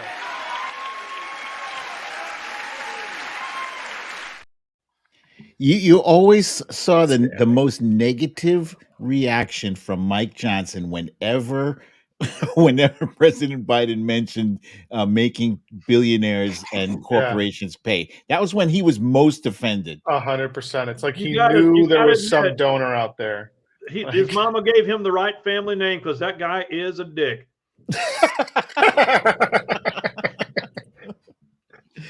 Indeed. Man. I think now that I wonder, the shot at the Supreme Court. I wonder if some people are going to go back and look at that and say, was that prudent? I mean, could they take it personally, or would they? I don't even care. Frankly, well, no. I'm saying, when I say I don't even care, this is a different Supreme Court. This is not the Supreme Court of our parents and our grandparents. This is some fucked up rogue Supreme Court that is taking matters into their own hands. First, they decide not to weigh in on the notion of whether or not he's an insurrectionist. Like, if you guys can't do it, who you're expecting Marjorie Taylor Greene and Lauren Boebert to come to that conclusion? Yeah. That's never going to happen. It's your job, and you abdicated that responsibility. So that's number one. Number two, what they're doing with the delaying of this immunity case, that's some more bullshit, and they know exactly what they're doing. They know how to fast track these things lightning quick, because didn't they just come up with a verdict, what the hell, on Colorado, super duper fast? They know how to move it quickly. They chose not to. Well, guys, the first words of the Constitution ain't "we the special counsel," or it's not "we the law enforcement agencies," or even "we the Supreme Court" that's going to save this democracy. It's "we the people." Right. Mm-hmm. I am. But I think somebody just said a few minutes ago, I forget, what does tomorrow look like? And I think that we're all going to be reading, and, the Republicans will probably attack. I mean, the MAGA will attack, whatever words he twisted, which is typical, since they were if they're not monosyllabic, they don't know what they are anyway. But then you look at the messaging, right? They'll go after guns. But when he said violent crime and they started booing, and the numbers are there, the stats are there, violent crime is down. And the FBI reported it too. It was down during Trump as well. I mean, this has been coming down now for a long time. But again, the AR-15, I would, one of the things I would have liked to say is, we don't want your guns. We want your AR-15s. We want background checks. We want mental health checks. We want red flags. We want to stop the next Newtown. I don't know if you see these commercials online. I see them all the time when I go to a website. Some of the parents from Sandy Hook that are still out there talking about their children. What was that? 2013? What, Sandy Hook? 2012, I think. Yeah, 2012. So, nothing's changed. And, the only thing that's going to really change is make it politically make it a political liability if you back AR-15s. You know, we got to get people removed from office. I mean, and I do believe that that moment is coming right along with choice. I can feel this groundswell of people saying that, you know, these are issues that affect our, you know, just like groceries and just like gas prices, these affect their lives. I think choice. I'm with you. I don't know if people are as receptive on guns. For some reason, the Democrats haven't been able to frame the gun issue. Well, let me tell you this, Justin. Last year, Kmart sold 13,000 bulletproof backpacks. Oh, I agree with you 100% on the issue. I'm talking about purely framing and the messaging. Right. Abortion is a much more powerful issue. Sure, it is. It is than the gun issue. But I don't understand.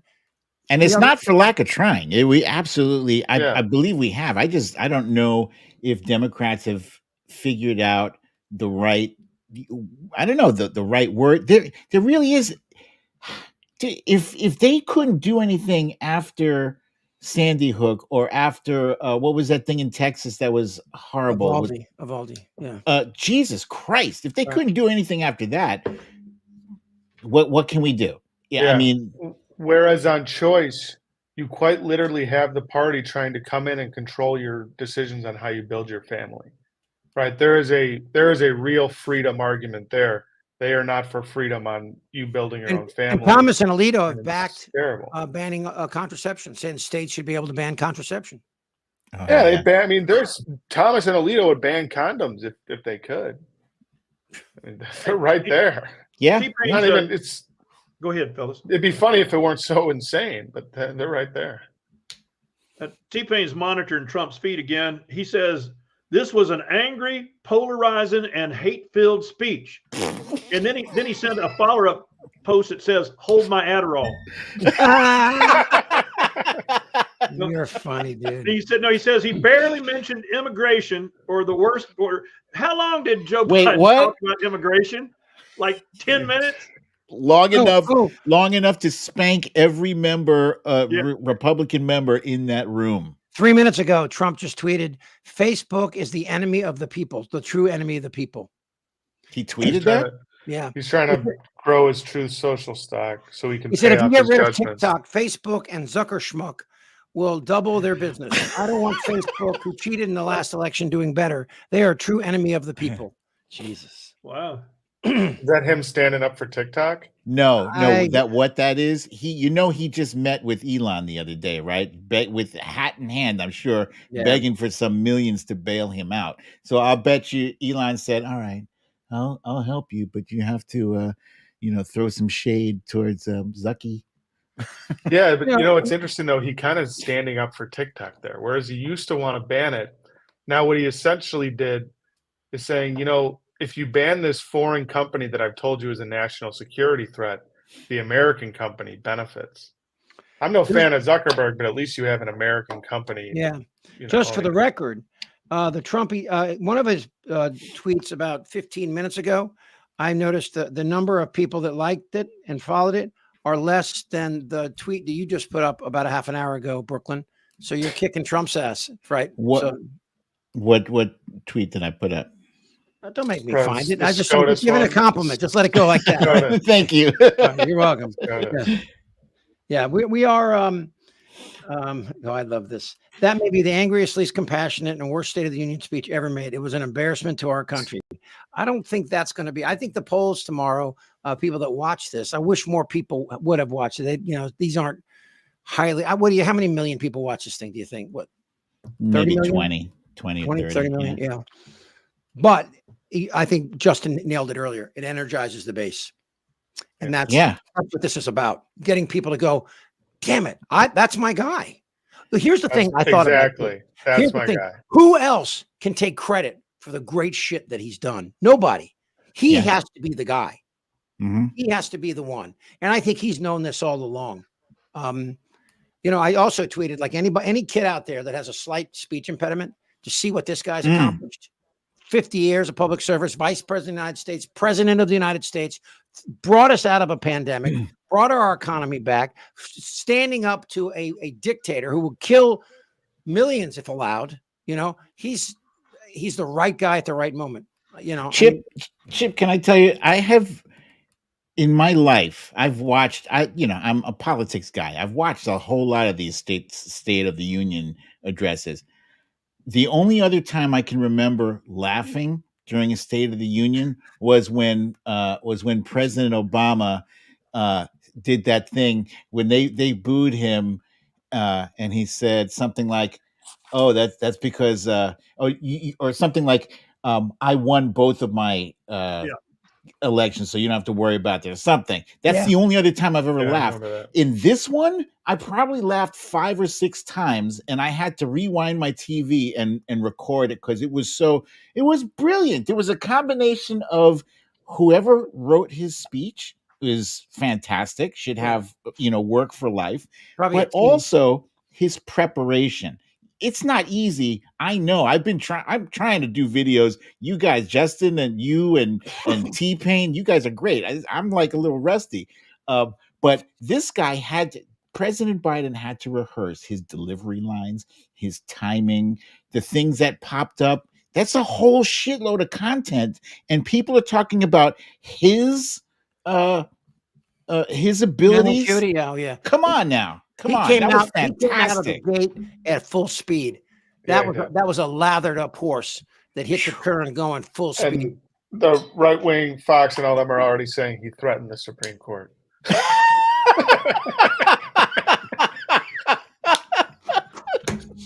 It's going to take Sean Hannity a week or two to get another Woody. I mean, he's really damping it for Mrs. Hannity and him for a while. I think he said he was going to send a bunch of girls over to beat him up.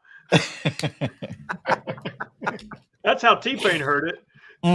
Oh man, I think that I'm excited and I'm worried because I know that none of this is a done deal, obviously, and this is a special night. I hope he sets up a debate with Trump, but I think he should wait. This is too early to debate.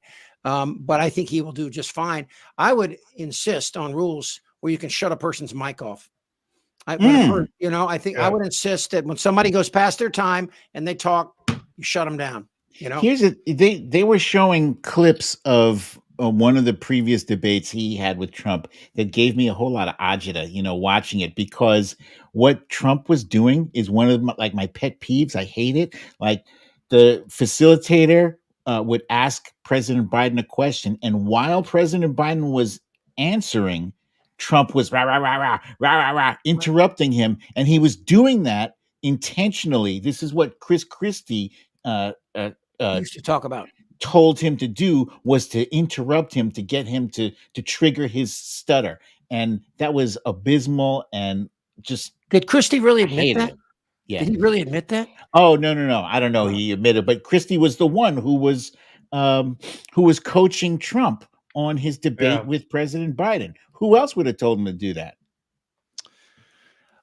Quick question for you. Will Nikki Haley endorse him? Who? Trump. Yes. That's sad. That's sad. Yeah. It's sad because she maybe has more power than anybody in America right now. I agree.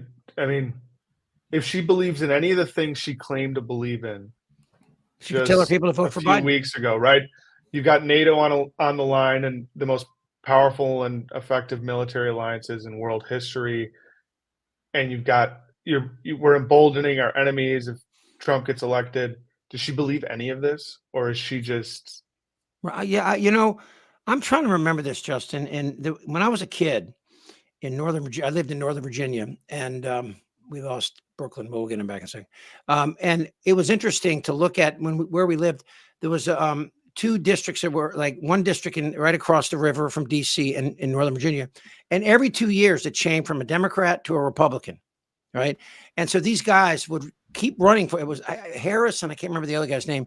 And after a while, you couldn't tell which was a Democrat or Republican. They both chose and they moved together on these solid issues that were facing the DC area at the time, which they were talking about building a beltway. They didn't have a beltway.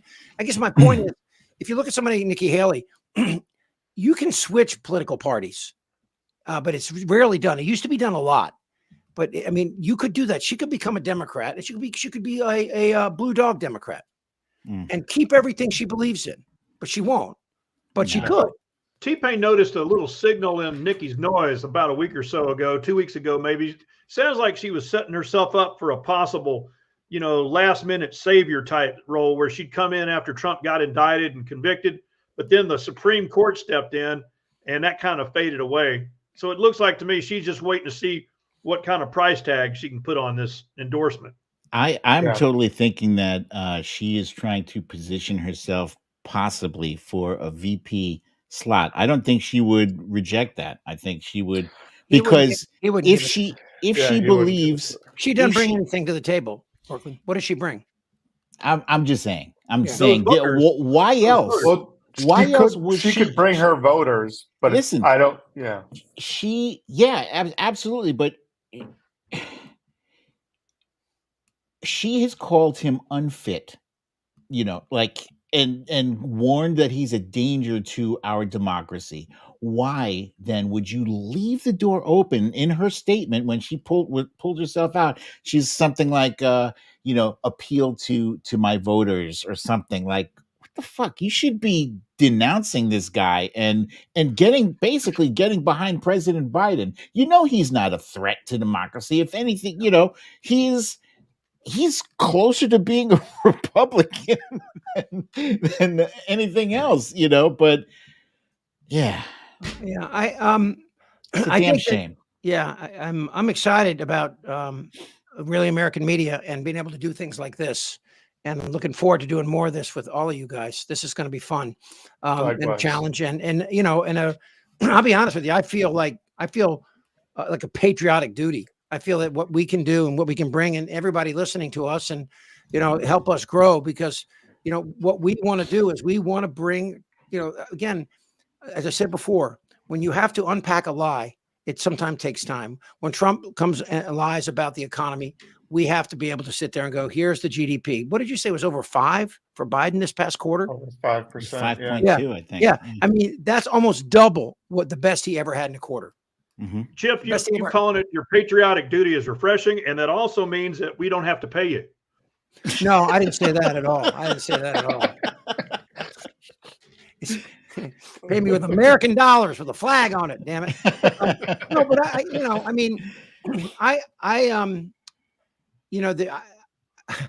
my whole life I thought about how much fun it would be to be in Congress, and then I got to know a few of them, and I was like, oh, that's a shit job. Eric Swalwell told me the story of on January 6th when he was in the chamber and he calls his wife and she's putting the kids in a bathtub, and he thinks if they get in there, they'll freaking kill him in a heartbeat, because they know him. Yeah, he's a recognizable guy, and he said to me, and Dutch Ruppersberger was a friend of mine, and I look back and I think that these guys that do this, they get like $175,000 a year. So half of these Democrats sleep in their offices. That's what they do. They sleep in their offices. Why? Why? Because they got to pay for a house. They're not living in DC, so they've got their homes in their own districts. Yeah. So instead of paying hotel fees and you're there for I don't know, 6 months a year, maybe more. So they needed that, and I think about the people that serve honorably and don't that don't do the K Street dance after they get out and go work for some lobby firm and come back and try to get their buddies to vote for legislation that's not about the people, but it's about corporations.